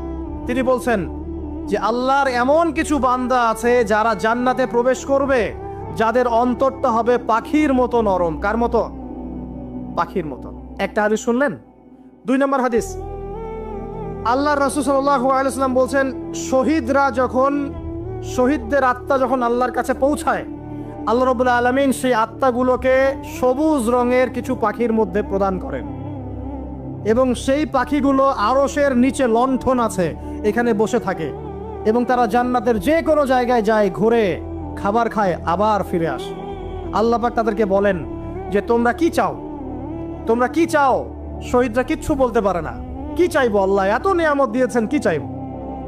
যখন আল্লাহ বারংবার প্রশ্ন করতে থাকেন তোমরা কি আর কিছু চাও, তোমরা কি আর কিছু চাও, তোমরা কি আর কিছু চাও, তখন শহীদরা শেষে বুঝে যে আমাদের কিছু না কিছু তো বলতে হবে এখন। তখন তারা বলে হে আল্লাহ, আমরা আরো একবার পৃথিবীতে যেতে চাই এবং তোমার পথে জীবন দিয়ে আবার ফিরে আসতে চাই। আল্লাহ পাক বলেন এই সুযোগ তো আর নেই, অতএব তোমাদের আর কিছু চাওয়ার নেই, তোমরা এখানেই থাকো।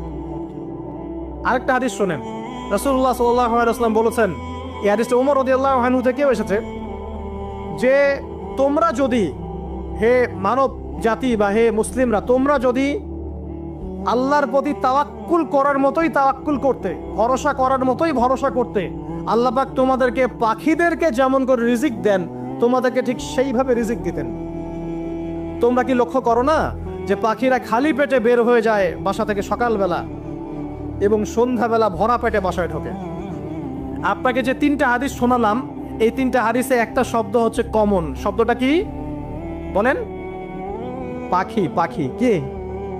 পাখি।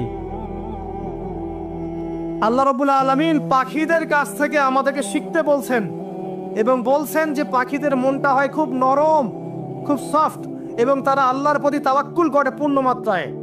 তারা সকালবেলা ভোরবেলা বের হয়ে যায় এবং সন্ধ্যাবেলা বাসায় ফেরে, খালি পেটে বের হয়, ভরা পেটে বাসায় ফেরে। এবং আল্লাহ পাক সবচেয়ে সম্মানিত মৌত যেটা শহীদের মৌত, সেই শহীদদের আত্মাকে আল্লাহ পাক পাখির রূপ দিবেন। তাহলে পাখিটার বিষয়ে একটা ফোকাস করা দরকার আছে না? আচ্ছা, এখানে আসেন। পাখির মন হচ্ছে নরম, মানে পাখির মনটা তাসকিয়া, আত্মশুদ্ধিতে পরিপূর্ণ। কদ আফলাহা মান যাক্কাহা, সে ব্যক্তি সফল হলো যার হৃদয়টা পবিত্র, নিষ্পাপ, নিষ্কলুষিত হলো, সে ব্যক্তি সফল হবে ইনশাআল্লাহ। একটা কাজ এখানে খেয়াল করেন, পাখিরা সকালবেলা ভোরবেলা বের হয় আর সন্ধ্যাবেলা বাসায় ফেরে। এখনকার মুসলিমদেরকে দেখবেন দুপুরবেলা ওঠে, রাত 3টায় ঘুমায়। কথা কি বুঝেন নাই? পাখির একদম ভোরবেলা উঠে যখন ফজরে আজান দিচ্ছে ঠিক তার আগ মুহূর্তে পাখির কিচিরমিচির শুনছেন, তার মানে নামাজের ওয়াক্ত প্রায় চলে যাচ্ছে। তার মানে তার আল্লাহ পাকের হুকুমের সাথেই জেগে ওঠে, সূর্য ডুবে তারা ডুবে যায়। ঠিক এরকম সুন্নত ছিল নবী সাল্লাল্লাহু আলাইহি ওয়াসাল্লামের এবং সাহাবায়ে কেরামের। আজকে 1400 বছর পর মুসলিম জাতি এই সুন্নাহ ভুলে গেছে। আর আমাদের সুন্নত দেখবেন, যদি কোনো রকম উঠেও ফেলি ফজরে, আবার 12টা পর্যন্ত ঘুম, আরো বেশি। আর এই যুব সমাজ যারা আছো তোমরা, কেউই 3টা-4টার আগে ঘুমায় বলে আমার মনে হয় না। অলওয়েজ অনলাইনে পড়ে আছে, টিকটক নিয়ে, ফেসবুক নিয়ে, গার্লফ্রেন্ডের সাথে চ্যাটিং। পাখির মতো হতে পারলে পরে মনটা তো নরম হবে, তারপরে না তাস্কিয়া অর্জন হবে। পাখির রুটিনটা কি? ভোরবেলা বের হয় আর সন্ধ্যাবেলা বাসায় ঢোকে। অতএব আমরা যদি রাসূলুল্লাহ সাল্লাল্লাহু আলাইহি ওয়াসাল্লামের সুন্নাহ মতো ওই ভোরবেলা উঠতে পারি আর আর্লি নাইট ঘুমিয়ে যেতে পারি এবং সারাদিন যদি রাসূলের সুন্নাহগুলোর উপর আমল করতে পারি, তাস্কিয়া অর্জন হবে ইনশাআল্লাহ। কথা বুঝতে পারছেন? 2, পাখির মতো নরম মন লাগবে। এখনকার আমরা যারা বেঁচে আছি আমাদের মনগুলো কঠিন। কেমন কঠিন? পাথরের মতো কঠিন। আমরা যখন দেখি একটা মাইয়েতকে নিয়ে যাওয়া হচ্ছে জানাজায়, আমাদের কোনো ফিলিংস কাজ করে না। জানাজায় যাচ্ছে, জানাজায় দাঁড়িয়ে মোবাইলটা টিপাটিপি করছে। জানাজার সাথে চলছে, কোনো ফিকির নাই যে এই জানাজা আমার হবে কালকে, ওই মোবাইল টিপাটিপি করছে। আমি এমনও দেখেছি, দাফন করা হলো মাইয়াতকে, দাফন করার পরে চারপাশে মানুষজন জড়ো হয়ে গল্প করছে, ভাই আপনার ওই জমিটার কি খবর, আপনার ওইটার কি খবর, বিজনেস কেমন চলছে, চাকরির কি অবস্থা। এই যে মাইয়াতকে পাশে দাফন করলো, কোনো ফিলিংস নাই, কোনো ফিলিংস নাই। আমি আত্মশুদ্ধির কথা বলছি। আত্মশুদ্ধির জন্য আপনার মনটাকে পাখির মতো সফট নরম করতে হবে। যখন আপনি সফট নরম করবেন এবং আত্মশুদ্ধি অর্জন করবেন, তখন 2 ডানা মেলে আপনি আকাশে উঠতে পারবেন ইনশাআল্লাহ। আত্মশুদ্ধি অর্জন না করতে পারলে ডানা কেটে পড়ে যাবে, তখন আর আকাশে উঠতে পারবেন না। কোন আকাশে? ওই যে শহীদের রূহ যে আকাশে চলে গেছে, ওই আকাশ। অতএব মন কেন কঠিন হলো প্রিয় ভাই? 1 নাম্বার কারণ, আমরা শিরকের পাপে লিপ্ত আছি। 1 নাম্বার, শিরকের পাপে লিপ্ত থাকা অবস্থায় মুসলিমদের মনটা কঠিন হয়ে গেছে। আপনি কি মনে করছেন আমরা শিরক করি না? মুসলিমরাও কবর পূজা করে, দেখবেন মুসলিমরাও দেখবেন অনেক ক্ষেত্রে মাজার পূজা করছে।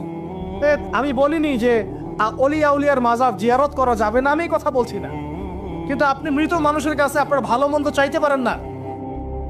কথা বুঝতে পারেন না? আমরা অবশ্যই অলিয়া উলিয়াদের কবর জিয়ারত করব। এটা আপনাকে মৃত্যুর কথা স্মরণ করাবে, তাদের একটা রব আছে যেটাকে আমরা প্রভাব বলি, এটা আপনার মধ্যে আসবে। আমরা অবশ্যই জিয়ারত করব। জিয়ারত করতে বলেছেন নবী সাল্লাল্লাহু আলাইহি ওয়াসাল্লাম, কারণ এটা আপনাকে পরকালের কথা কি করবে? স্মরণ করাবে। ওমরা করতে যান, আল্লাহ পাক সবাইকে তৌফিক দান করুন ওমরা হজ করার এবং বড় হজ করার, আমি দোয়া করি। ওখানে সবচেয়ে সেরা যে দৃশ্যগুলো দেখা যায় তার মধ্যে একটা রাসূলুল্লাহ সাল্লাল্লাহু আলাইহি ওয়াসাল্লামের রওজা। ওখানে গেলে চোখের পানি ঝরে না এমন কোনো মুসলিম নাই, আছে? নাই। আরেকটা সবচেয়ে মন নরম করা একটা দৃশ্য হচ্ছে জান্নাতুল বাকি, যেটা আমরা বাকিউল গারকাত বলি, যেখানে আপনি দেখবেন সাহাবায়ে কেরাম রাদিয়াল্লাহু আনহুমের কবর, যতদূর চোখ যায় তাদের কবর। কবরের কোনো মাজার নাই, সেখানে কোনো তাওয়াফ হচ্ছে না কবরকে কেন্দ্র করে, সেখানে কবরে কেউ ফুল চড়াচ্ছে না, একটা ছোট্ট পাথর দেখা যায়, খেলার কিছু না। পৃথিবীর সবচেয়ে শ্রেষ্ঠ মানুষগুলো সেখানে শুয়ে আছেন। ওখানে গিয়ে দাঁড়াবেন, দেখবেন নিজেকে তুচ্ছ বলে মনে হবে আমি এই পৃথিবীতে আর কি করছি। সেরা মানুষগুলোই মাটির নিচে, আমি এখানে কি করছি?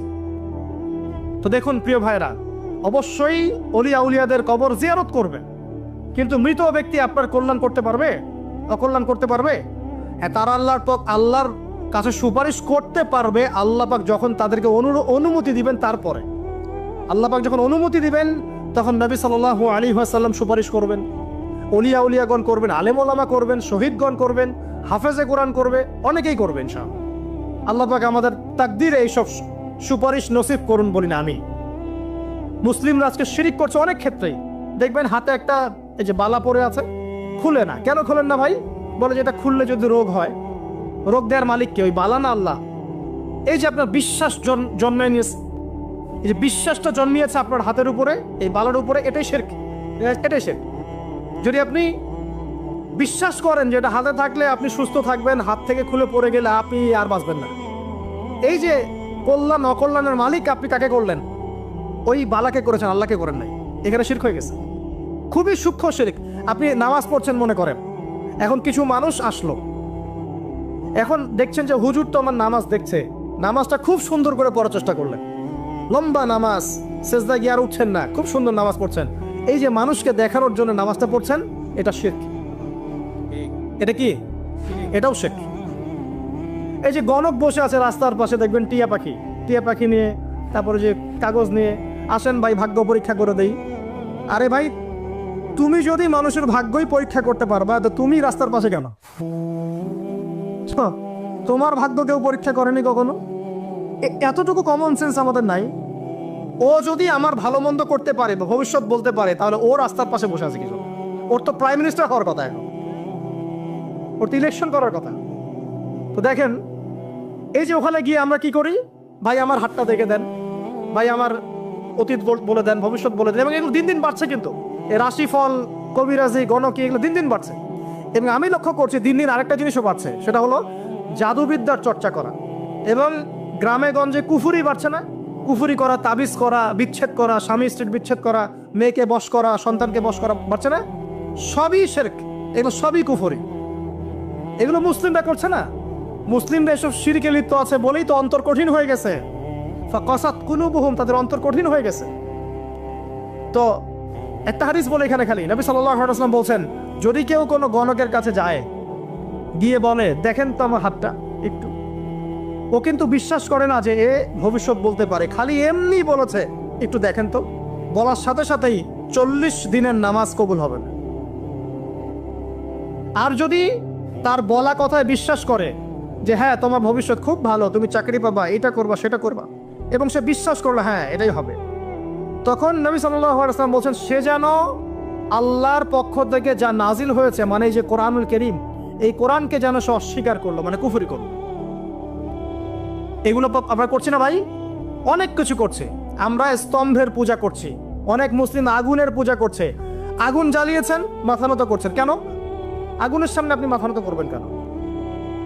আপনি একটা স্তম্ভের সামনে, গাছের কাছে, গাছের সামনে দাঁড়িয়ে মাথা নত করে ধ্যান করবেন কেন? আপনি মেডিটেশন করছেন কি জন্য? আপনাকে নামাজ দেওয়া হয় নাই? 5 ওয়াক্ত নামাজ দেওয়া হয় নাই? নামাজের চেয়ে বড় মেডিটেশন কিছু আছে নাকি? আপনি ধ্যান করছেন কি জন্য? অনেক মুসলিম তো জিনের উপাসনা করছে, জানেন? অনেক মুসলিম জিনকে তাবে করার চেষ্টা করছে। আর জিন বলে একটা জাতি আছে, এটা সত্য। তো এরকম প্রতিটা ক্ষেত্রে শিরক আছে। শিরক কথায় আছে, কাজে আছে, বিশ্বাসে আছে। দেখবেন মুসলিমরাই আল্লাহ ছাড়া অন্য কারো কাছে দোয়া করছে, মুসলিমরা নজর মানত করছে অন্য জায়গায়, আল্লাহর জন্য নজর মানত করছে না, অন্য কাউকে সন্তুষ্ট করার জন্য করছে। সন্তান হয় না, সন্তান হয় না, এখন কি হবে? সন্তান হয় না তো অমুকের কাছে যাও, সেখানে গিয়ে বকরি জবাই দাও, সন্তান হবে। সুবহানাল্লাহ। তো এই পদ্ধতি ইব্রাহিম আলাইহিস সালামের জানা ছিল না, যে শেষ বয়সে তিনি বলছেন রব্বি হাবলি মিনাস সালিহিন। আপনি দোয়া করতে পারেন না? সন্তান হবে না কেন? আল্লাহ পাক তাকদিরে লিখে রাখলেন, অবশ্যই হবে। আর আল্লাহ পাক তাকদিরে না লিখলে কিভাবে হবে? তাকদিরে যে ব্যক্তি বিশ্বাস করে না সে ব্যক্তি হতাশ হয়। যা কিছু হচ্ছে আমাদের জীবনে সবই তাকদির, এর বাইরে একটা মানুষও যেতে পারবে না। তো প্রিয় ভাইরা, কথায়, কাজে এবং চিন্তায় আমরা অনেক শিরিক করছি। শিরিকের কারণে আমাদের অন্তর কঠিন হয়ে গেছে। আরো কেন কঠিন হচ্ছে? বেদাত। আমল করছেন নবীর সুন্নত মারার জায়গায় অন্য কিছু আপনি করছেন। এমন এমন কিছু আমল করছেন যেগুলোর সাথে রাসূলের সুন্নতের কোনো সম্পর্ক নাই এবং সাহাবীদের সুন্নতেরও কোনো সম্পর্ক নেই। এই ক্ষেত্রে গিয়ে আপনি বেদাত করছেন, বেদাত করে অন্তর কঠিন হয়ে যাচ্ছে। অন্তর কঠিন হওয়ার একটা বড় কারণ হচ্ছে হারাম রিজিক। যখন আপনি হারাম রিজিকে যাচ্ছেন, সুদ, ঘুষ, আপনার দুর্নীতি, আপনার এই যে অন্যের সম্পদ আত্মসাৎ করা, হালাল হারামের পরোয়া না করা, এই রিজিক দিয়ে যখন আপনি আপনার দেহ, রক্ত, মাংস গঠিত হচ্ছে, আপনার কলবটা শক্ত হয়ে যাচ্ছে। আমি কি বুঝাতে পারছি না? হারাম রিজিক যখন আপনার শরীরে ঢুকছে, অন্তরটা শক্ত হয়ে যাচ্ছে। একটা হাদিস যথেষ্ট। আল্লাহ রাসূল বলেছেন, ইন্নাল্লাহা তাইয়্যিব লা ইউকবালু ইল্লা তাইয়্যিব। আল্লাহ পাক পবিত্র সত্তা, তিনি পবিত্র ছাড়া কবুল করেন না। আপনি 10টা হজ করে আসেন, চুরির টাকা দিয়ে, ডাকাতির টাকা দিয়ে, আত্মসাতের টাকা দিয়ে, দুর্নীতির টাকা দিয়ে, যদি কবুল হয় তাহলে কোরআন সুন্নাহ মিথ্যা হয়ে যাবে। নাউযুবিল্লাহ। কথা কি বুঝতে পারছেন না? আল্লাহ রাব্বুল আলামিন বলছেন আল্লাহ পাক পবিত্র, পবিত্র ছাড়া কবুল করেন না। হারাম রিজিক দিয়ে ইবাদত কবুল হয় না।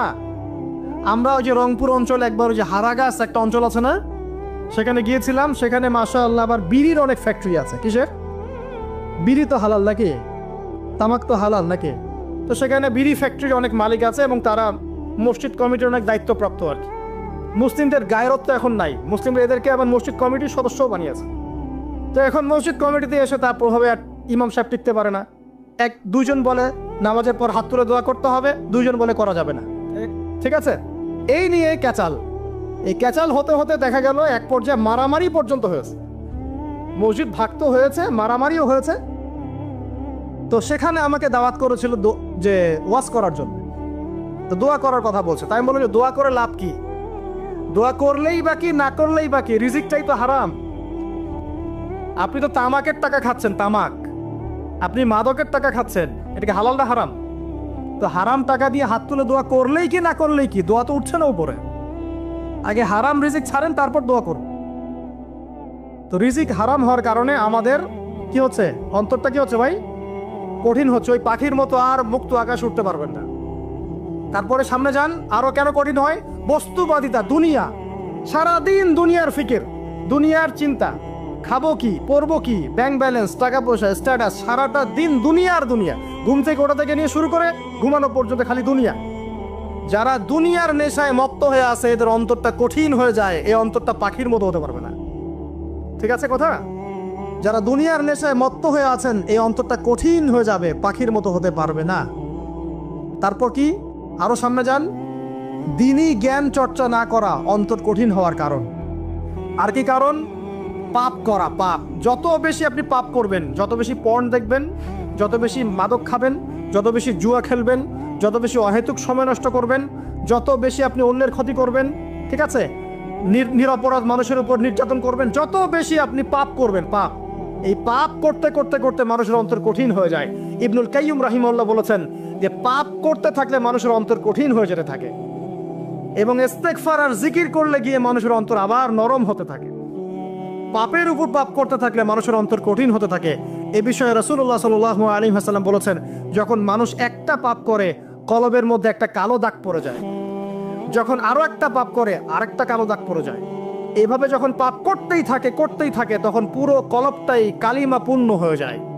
এই অবস্থায় যদি সে তওবা করে, আল্লাহ পাক মাফ করে দিবেন। যদি এই অবস্থায় তার মৃত্যু হয়ে যায়, তার আত্মাটা থেকে দুর্গন্ধ বের হতে থাকে, যে আত্মাটা কবজ করতে পর্যন্ত মালাকুল মউত মানে ঘৃণা পোষণ করেন। কথা কি বুঝতে পারছেন? যখন অন্তর পাপ করতে করতে কলুষিত হয়ে যাবে, ওয়াকাদ খাবা মান দাসাহা, যখন পাপ করতে করতে অন্তর কলুষিত হয়ে যাবে, তখন আপনার এই মালাকুল মউত পর্যন্ত ওই আত্মাটাকে বের করার সময় ঘৃণা করবে, দুর্গন্ধযুক্ত। আল্লাহ পাক আমাদেরকে পাপ থেকে বাঁচিয়ে রাখুন, আমিন। এরকম কিছু কাজ আছে, বস্তুবাদিতা, শিরক, বেদাত, হারাম রিজিক, সারাদিন দুনিয়ার ফিকির নিয়ে থাকা, ঠিক আছে, অন্যের ক্ষতি করা, পাপ কন্টিনিউয়াসলি করতে থাকা, এবং দিন ছেড়ে দেওয়া, দিনের ইলম ছেড়ে দেওয়া, আল্লাহ পাকের আনুগত্য ছেড়ে দেওয়া, এই কাজগুলো করতে থাকলে মানুষের অন্তর কি হয়? কঠিন হয়ে যায়। এখন সলিউশন কি বলেন? 5 মিনিটে আমি সলিউশন বলছি, কেমন করে আপনি এটাকে নরম করবেন আর পরিশুদ্ধতা অর্জন করবেন এবং ওই পাখির মতো মুক্ত আকাশে উড়বেন। কিভাবে বলবো? 1 নাম্বার, অবশ্যই শিরক ত্যাগ করতে হবে। কি করতে হবে? শিরক ত্যাগ করতে হবে। আল্লাহ পাকের তাওহীদের উপর থাকতে হবে। আল্লাহ পাক তৌফিক দান করুন।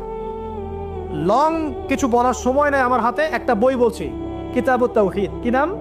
কিতাবুত তাওহীদ। এই বইটা অনেক ভার্সন বাজারে বের হয়েছে, কিনে দেখবেন শিরক কত প্রকার, কি কি, তাওহীদ কাকে বলে, কত প্রকার, কি কি। যেটা বুঝবেন না, মাদ্রাসা চলে যাবেন, আলেম ওলামার কাছে গিয়ে জিজ্ঞাসা করবেন, হুজুর এটা বুঝি নাই। ঠিক আছে? 1 নাম্বার, শিরক ত্যাগ করতে হবে। 2 নাম্বার, আপনাকে তাওহীদে থাকতে হবে। দেখ, অন্তর নরম করার কথা বলছি। 2 নাম্বার, সুন্নতের উপর আমল করতে হবে। ওই যে পাখির কথা বললাম, যে সকালবেলা বের হয় আর সন্ধ্যাবেলা কি করে? বাসায় ফেরে। খালি পেটে বের হয়, ভরা পেটে বাসায় ফেরে।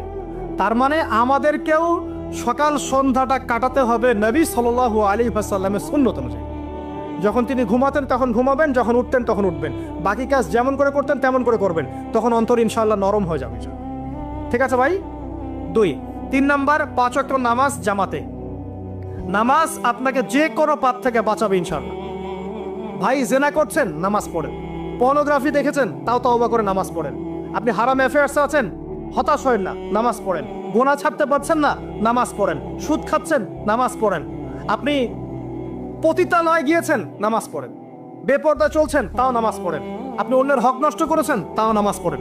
যে পাপই করেছেন, নামাজটা পড়েন। নামাজ আপনাকে সমস্ত পাপ থেকে বাঁচিয়ে রাখবেন ইনশাআল্লাহ। ইনশাআল্লাহ আস্তে আস্তে ইনশাআল্লাহ দেখবেন সব পাপ থেকে আপনি দূরে চলে আসছেন ইনশাআল্লাহ তাআলা। 3 নম্বর নামাজ। 4 নম্বর, বেশি থেকে বেশি, ভাই শোনেন, বেশি থেকে বেশি পরকালের ফিকির করবেন। খালি পরকালের চিন্তা করবেন যে আমাকে মৃত্যুবরণ করতে হবে, কবরে যেতে হবে, পুলসিরাত পার হতে হবে, আল্লাহর সামনে দাঁড়াতে হবে। যত বেশি আপনি আল্লাহর ফিকির করবেন, পরকালের ফিকির করবেন, আপনার মনটা নরম হয়ে যাবে ইনশাআল্লাহ, মনটা শক্ত হবে না। 5 নাম্বার, মানুষের সাথে খুব বেশি মেলামেশা করবেন না। মানুষের সাথে খুব বেশি মেলামেশা করলে ইবনুল কাইয়িম রাহিমাহুল্লাহ বলেছেন অন্তর কঠিন হয়ে যায়। কারণ মানুষ আপনাকে গীবত করাবে, হ্যাঁ, মানুষ খারাপ কাজে নিয়ে যাবে, বেফাস কথাবার্তা বলবেন, হয়তো বেফাস কাজ করবেন, ফুজুল কি বাদ করবেন, এগুলো করতে গিয়ে আপনি দেখবেন অন্তর কঠিন হয়ে গেছে। এত বেশি মানুষের সাথে মেলামেশার দরকার নাই, প্রয়োজন যতটুকু অতটুকু করবেন। ঠিক আছে, আল্লাহ পাক তৌফিক দান করুন, আমিন। কয়টা বললাম? 5, 6। আমার সবচেয়ে প্রিয় নসিহত, প্রত্যেক দিন মিনিমাম 1 ঘন্টা করে কোরআন তেলাওয়াত করবেন বুঝে। আমি বলিনি না বুঝে করলে কোনো নেকি হবে না, প্রত্যেক হরফে 10 নেকি হবেই হবে, কিন্তু আপনি করবেন বুঝে ইনশাআল্লাহ। যখন বুঝে আপনি প্রত্যেক দিন 1 পারা করে বা 1 ঘন্টা করে কোরআন তেলাওয়াত করবেন, আপনার কলিজা, আপনার কলব নরম হতে বাধ্য, এবং আপনার অন্তরে আল্লাহ নূর নেমে আসবে ইনশাআল্লাহ। দেখবেন আপনার কলব থেকে সমস্ত এই যে পঙ্কিলতা, কলুষতা ইনশাআল্লাহ চলে যাবে ইনশাআল্লাহ তাআলা। 2টো জিনিস অন্তরকে পবিত্র করে ফেলে, এক হচ্ছে কোরআন তেলাওয়াত, আর এক হচ্ছে বেশি থেকে বেশি আল্লাহর জিকির এবং ইস্তেগফার। তো কোরআন তেলাওয়াত বাড়িয়ে দেন, আল্লাহ পাক সবাইকে কোরআন তেলাওয়াত করার তৌফিক দান করুন, আমিন।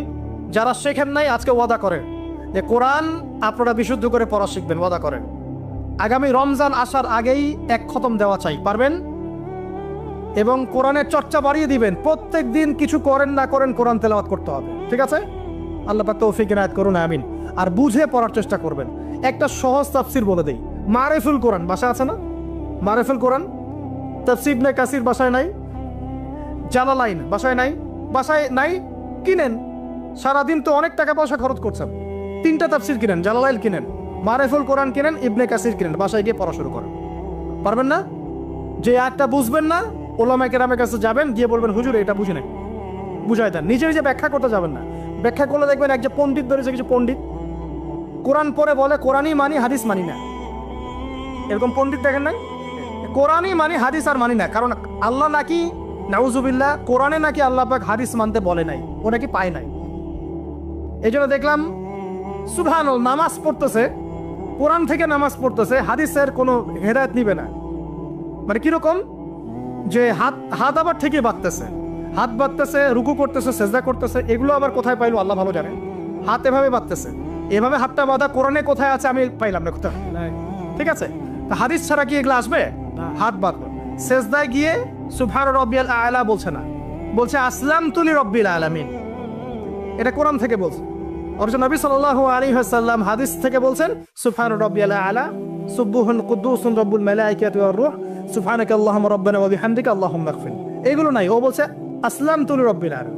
মানে কোরআন মানি, হাদিস মানি না। এত বেশি পণ্ডিত হওয়ার দরকার নাই, এরা হচ্ছে ইচনা পাকা টাইপের পণ্ডিত। ওমর রাদিয়াল্লাহু আনহুর যুগে এরা বেঁচে থাকলে এদেরকে পিচাই সোজা করে ফেলাইতে হয়। ফাইজলামি শুরু করছে, কোরআন মানি, হাদিস মানি না। আল্লাহ পাক কোরআনে বলছে ওয়ামা আতাকুমুর রাসূলু ফাখুযু, রাসূল যা দিয়েছেন তা গ্রহণ করো। ওয়ামা নাহাকুম আনহু ফান্তাহু, রাসূল যা নিষেধ করছেন দূরে থাকো। রাসূল যা দেন সেটা হাদিস না, রাসূল যা দেন সেটা সুন্নাহ না। তো সুন্নাহ তো সে মানেই না, আলটিমেটলি সে কোরআনই মানে না। তো আসল কথা হচ্ছে এইসব ফিতনা থেকে বেঁচে থাকবেন, কোরআন তেলাওয়াত বাড়িয়ে দেন। কয়টা বলছি? 5টা, 6টা। 7 নাম্বার, বেশি থেকে বেশি ইস্তেগফার। সারাদিন পড়বেন আস্তাগফিরুল্লাহ ওয়া আতুবু ইলাইহি, আস্তাগফিরুল্লাহ ওয়া আতুবু ইলাইহি, আস্তাগফিরুল্লাহাল্লাযী লা ইলাহা ইল্লা হুয়াল হাইয়ুল কাইয়ুম ওয়া আতুবু ইলাইহি। প্রত্যেকদিন পড়তে হবে 100 বার করে। কতবার করে? 100 বার। 8 নাম্বার, বেশি বেশি আল্লাহর জিকির, চলতে ফিরতে জিকির। সুবহানাল্লাহ, আলহামদুলিল্লাহ, লা ইলাহা ইল্লাল্লাহ, আল্লাহু আকবার, লা হাওলা ওয়ালা কুওয়াতা ইল্লা বিল্লাহ। বলবেন হাসবুনাল্লাহু ওয়া নি'মাল ওয়াকিল, ঠিক আছে? সুবহানাকা আল্লাহুম্মা রাব্বানা ওয়া বিহামদিকা আল্লাহুম্মা ইগফিরলি, সুবহানাল্লাহি ওয়া বিহামদিহি আদাদা খালকিহি ওয়া রিদা নাফসিহি ওয়া জিনাতা আরশিহি ওয়া মিদাদা কালিমাতিহি। যত জিকির আছে সব করবেন, জিকির বাড়াবেন। যত জিকির বাড়াবেন অন্তর পরিশুদ্ধ হবে ইনশাআল্লাহু আযজা ওয়া জাল। কয়টা বলছে? 8। আর 2টা বলি। 9, অন্যের হক নষ্ট করবেন না। অন্যের হক নষ্ট করলেই মন কঠিন হয়ে যাবে। অন্যের হক নষ্ট করবেন না, বরং মানবতার কল্যাণে কাজ করেন। যে কাজগুলো মানব সেবামূলক সেগুলো করেন। রক্তদান কর্মসূচি করেন, গাছ লাগান, এতিমের মাথায় হাত বোলান, বিধবার খোঁজ খবর নেন, ঠিক আছে? মেয়েদের সেলাই মেশিন কিনে দেন, মানুষের উপকারে কাজ করেন। দেখবেন আপনার মনটা নরম হয়ে যাবে ইনশাআল্লাহ। যার মন নরম এবং যার মনের মধ্যে সততা আছে, আল্লাহ পাক ইনশাআল্লাহ সেখানে অবশ্যই হেদায়েত ঢালবে ইনশাআল্লাহ তাআলা। আর 10 নম্বর সবচেয়ে শেষ হচ্ছে যে কবর জিয়ারত করবেন বেশি বেশি করে, এবং নিজের মৌতের কথা স্মরণ করে আল্লাহর কাছে বেশি বেশি দোয়া করবেন। কি দোয়া করবেন? ইয়া মুকাল্লিবাল কুলুব সাব্বিত কলবি আলা দীনিক, ইয়া মুসাররিফাল কুলুব সররিফ কুলুবানা আলা তাআতিক। এই দোয়াগুলো করবেন ইনশাআল্লাহ। এবং কবর জিয়ারত করবেন সপ্তাহে সপ্তাহে, পারলে 2 দিন 3 দিন পর পর কবরস্থানে যাবেন। ইনশাআল্লাহ দেখবেন আপনার মন নরম হবে ইনশাআল্লাহ আযজা ওয়া জাল। এখনকার এই সভ্যতা এসে কবরস্থানকে সমাজ থেকে দূরে সরিয়ে দিয়েছে। অথচ আগে মুসলিমদের কবরস্থান ছিল মসজিদের পাশে, 5 ওয়াক্ত নামাজ পড়তো, কবর জিয়ারত করে বাসায় যেত। 5 ওয়াক্ত নামাজ পড়তে আসতো, কবরকে দেখতো, পরকালে কথা স্মরণ হতো। এখন কবরস্থান ওই যে দূরে, সারা জীবনে একবার যায় কিনা সন্দেহ আছে। এই 10টা কাজ যদি আপনারা করতে পারেন ইনশাআল্লাহ তাআলা, আমাদের কলবটা ইনশাআল্লাহ নরম হবে, আত্মশুদ্ধি অর্জিত হবে। আর এগুলোর পাশাপাশি অবশ্যই আল্লাহওয়ালা আত্মশুদ্ধিওয়ালা মানুষের সোহবতে গিয়ে থাকবেন। আল্লাহওয়ালা আত্মশুদ্ধিওয়ালা মানুষের সোহবতে গিয়ে থাকলে তাদেরকে দেখেই দেখবেন মনটা নরম হয়ে যাবে ইনশাআল্লাহ। কিন্তু সে বুঝতে পারছে না যে প্রশান্তি আসলে 2টা জিনিসের মধ্যে আছে। 1 আল্লাহর আনুগত্য, 2 তার রাসূলের সুন্নাহ। সহজ কথায় প্রশান্তি 2টা বিষয়ে পাবেন। 1 5 ওয়াক্ত নামাজ পড়েন মসজিদে, প্রশান্তি পাবেন। 2 নিয়মিত 1 পারা করে কোরআন তেলাওয়াত করেন, প্রশান্তি পাবেন। আপনি গান শুনছেন, গান এটা আপনাকে সাময়িক বিমোহিত করছে, আপনাকে প্রশান্তি দিবে না। একটা সাময়িক একটা মোহ, একটা হেলুসিনেশনের মতো। আর এগুলোর পিছনে আছে বিশাল বিজনেস। আর এই সেক্টরগুলোর মধ্যে যে মানুষগুলো আছে এদের ব্যক্তিগত চরিত্র কত সুন্দর এটা আপনারা ঘাটলে বুঝতে পারবেন। বহু মানুষ আছে এই সব সেক্টরে যারা সমকামী। সমুদ্রের কিনারায়, কক্সবাজারের সমুদ্রের কিনারায় দাঁড়িয়ে যখন আমরা দেখি যে 2টা ছেলে হাত ধরে হাঁটছে, একজন আরেকজনকে জড়িয়ে ধরছে, একজন আরেকজনকে চুমুও খাচ্ছে, তখন আর অবাক হই না এখন। কারণ সমকামিতা এত বেড়ে গেছে দিন দিন, এগুলো এখন ইউজ টু হয়ে যাচ্ছে আমরা এগুলোর সাথে। আপনি কোথায় আছেন আপনি জানেন না। আমরা এখন এমন সব পাপ করি, যেই পাপ সম্পর্কে একটা কথা উপমা স্বরূপ বলছি আমি। ওই জান্নাত সম্পর্কে বলা হচ্ছে না, জান্নাত এমন জায়গা যা কোনো চোখ দেখে নাই, কোনো কান শোনে নাই, কোনো মন কল্পনা করে নাই।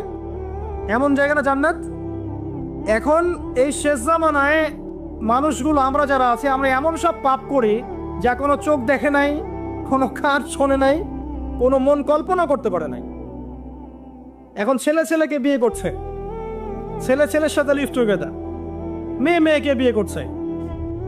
হ্যাঁ, একজন দিনী বোন দেখলাম, দিনী বোন, হিজাব পরা বোন, সে স্ট্যাটাস দিচ্ছে যে আমি এক জায়গায় যেতাম এক দিনী বোনের বাসায়, আস্তে আস্তে আস্তে আস্তে তার সাথে আমার একটা আন্তরিকতা সৃষ্টি হচ্ছিল। সেই মেয়ের আবার হাজবেন্ড থাকে দেশের বাইরে।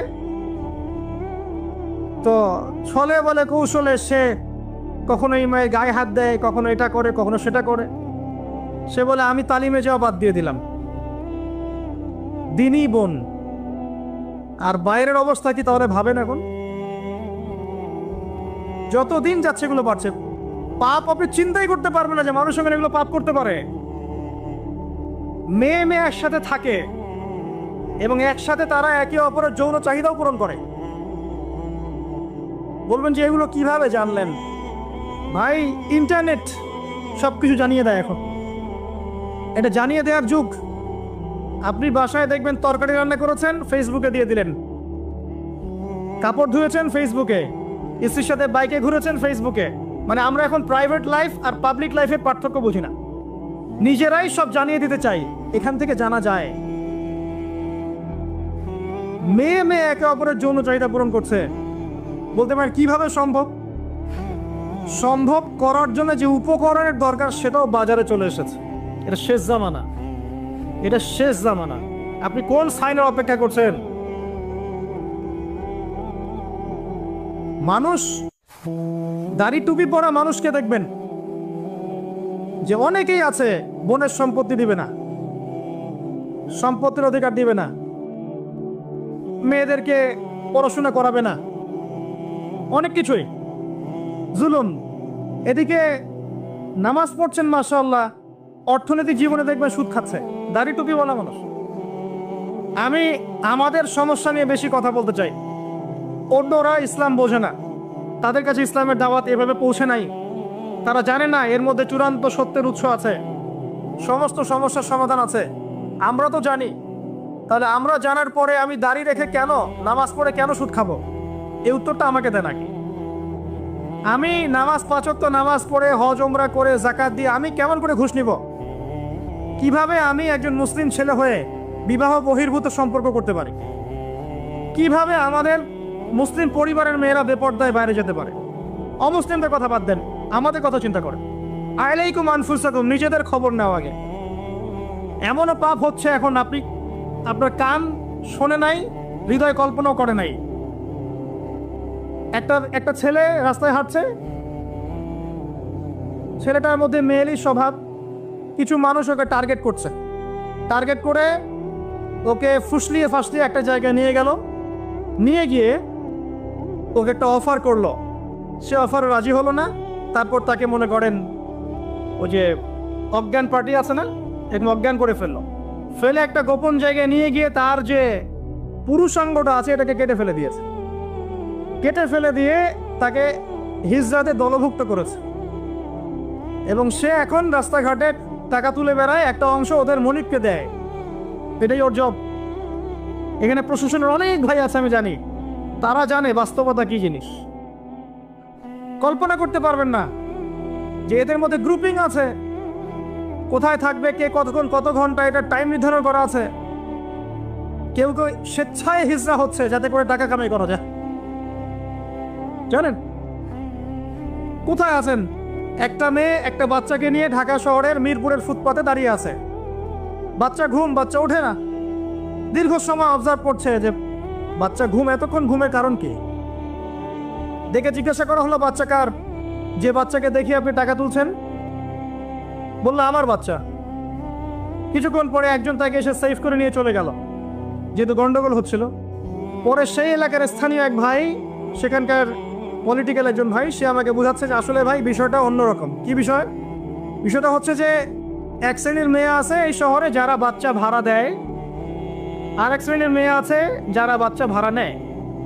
যারা বাচ্চা ভাড়া দেয় তারা এই ভাড়ার বিনিময়ে টাকা পায়, আর যারা ভাড়া নেয় তারা বাচ্চাকে রাস্তায় শুয়ে দেখায় যে বাচ্চা অসুস্থ, টাকা দেন, সাহায্য করেন। তো বললাম যে বাচ্চা এতক্ষণ ঘুমায় থাকে কিভাবে?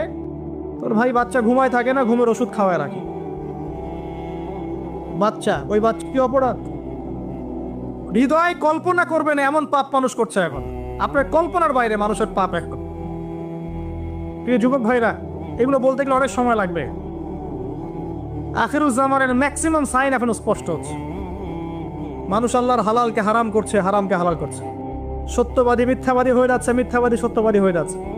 মানুষ উঁচু উঁচু বিল্ডিং নির্মাণের প্রতিযোগিতায় ব্যস্ত, মত্ত, দুনিয়ার নেশায় মত্ত। দিনকে মানুষ দুনিয়া উপার্জনের মাধ্যম বানিয়ে খাচ্ছে। মানুষ মাদককে হালাল মনে করছে, জেনাকে হালাল মনে করছে। সময়গুলো সংক্ষিপ্ত হচ্ছে, আল্লাহর আযাব গজবগুলো বাড়ছে। বিশ্বাস করেন, মন থেকে একটা কথা বলছি, আল্লাহর গজব আসা শুধু সময়ের ব্যাপার মাত্র, জাস্ট সময়ের ব্যাপার। আমরা যা করছি, আমরা ব্যক্তি পর্যায় থেকে শুরু করে বিশ্ব পর্যন্ত যা করছি, আল্লাহর গজব আসা শুধু একটা সময়ের ব্যাপার মাত্র। দেখে নিয়েন। আল্লাহ পাক আমাদেরকে বাঁচাক, হেফাজত করুক, দোয়া করি। আল্লাহুম্মা আমিন। আল্লাহর কাছে দোয়া করি, আল্লাহ যে মানুষগুলো এই পৃথিবীতে আছে তোমাকে ডাকছে, নীরবে নির্ভীতে তোমাকে ডেকে চোখের পানি ফেলছে, যাদেরকে তুমি এই পৃথিবীতে তোমার অর্পিত দায়িত্ব দিয়েছো, যারা যথাযোগ্যভাবে পালন করছে, এদের ওসিলায় হলেও আমাদেরকে হেফাজত করো। আমিন। যুব সমাজ আল্লাহর পথে জীবন উৎসর্গ করছে না। আমরা এখন ব্যস্ত আছি দুনিয়ার পিছনে, স্ট্যাটাস, বাড়ি গাড়ি, সম্পত্তি, মেয়ে নারী, নেশা, মদ, এগুলো। প্রিয় ভাই, এই যৌবনকালে যে আপনি মারা যাবেন না কোনো গ্যারান্টি নাই। আমাদের বয়সী বহু ছেলে কবরে চলে গেছে। আজকের লেকচার শোনার পর অ্যাটলিস্ট তওবা করে ফিরে আসেন। আপনার গার্লফ্রেন্ডের সাথে সম্পর্ক ত্যাগ করেন। সম্পর্ক ছাড়ার সময় ফোন দিয়ে বলেন না যে আর কথা বলবো না তোমার সাথে, আজকেই শেষ, এখনই কেটে ফেলেন। যদি আজকে বলতে চান যে আর কথা হবে না, লেকচার শুনে আসছি, তওবা করব, তোমার সাথে আমার কোনো সম্পর্ক নাই, তাহলে এই সম্পর্ক আর শেষ হবে না, চলতেই থাকবে। একদম ডিলিট করে ফেলেন। পড়াশোনা করেন, 5 ওয়াক্ত নামাজ পড়েন, আল্লাহর রাস্তায় সময় দেন, হালাল একটা রিজিকের সোর্স খোঁজার চেষ্টা করেন। রিজিকের সোর্স হয়ে গেলেই আপনি বিয়ে করে ফেলেন। প্রাপ্তবয়স্ক হয়েছেন, বিয়ে করে ফেলেন। আর পিতা মাতাদের প্রতি রিকোয়েস্ট থাকবে, বিয়েটাকে সহজ করে দেন। আপনার সন্তানদেরকে জেনা থেকে বাঁচান, চোখের পাপ থেকে বাঁচান, মনের পাপ থেকে বাঁচান।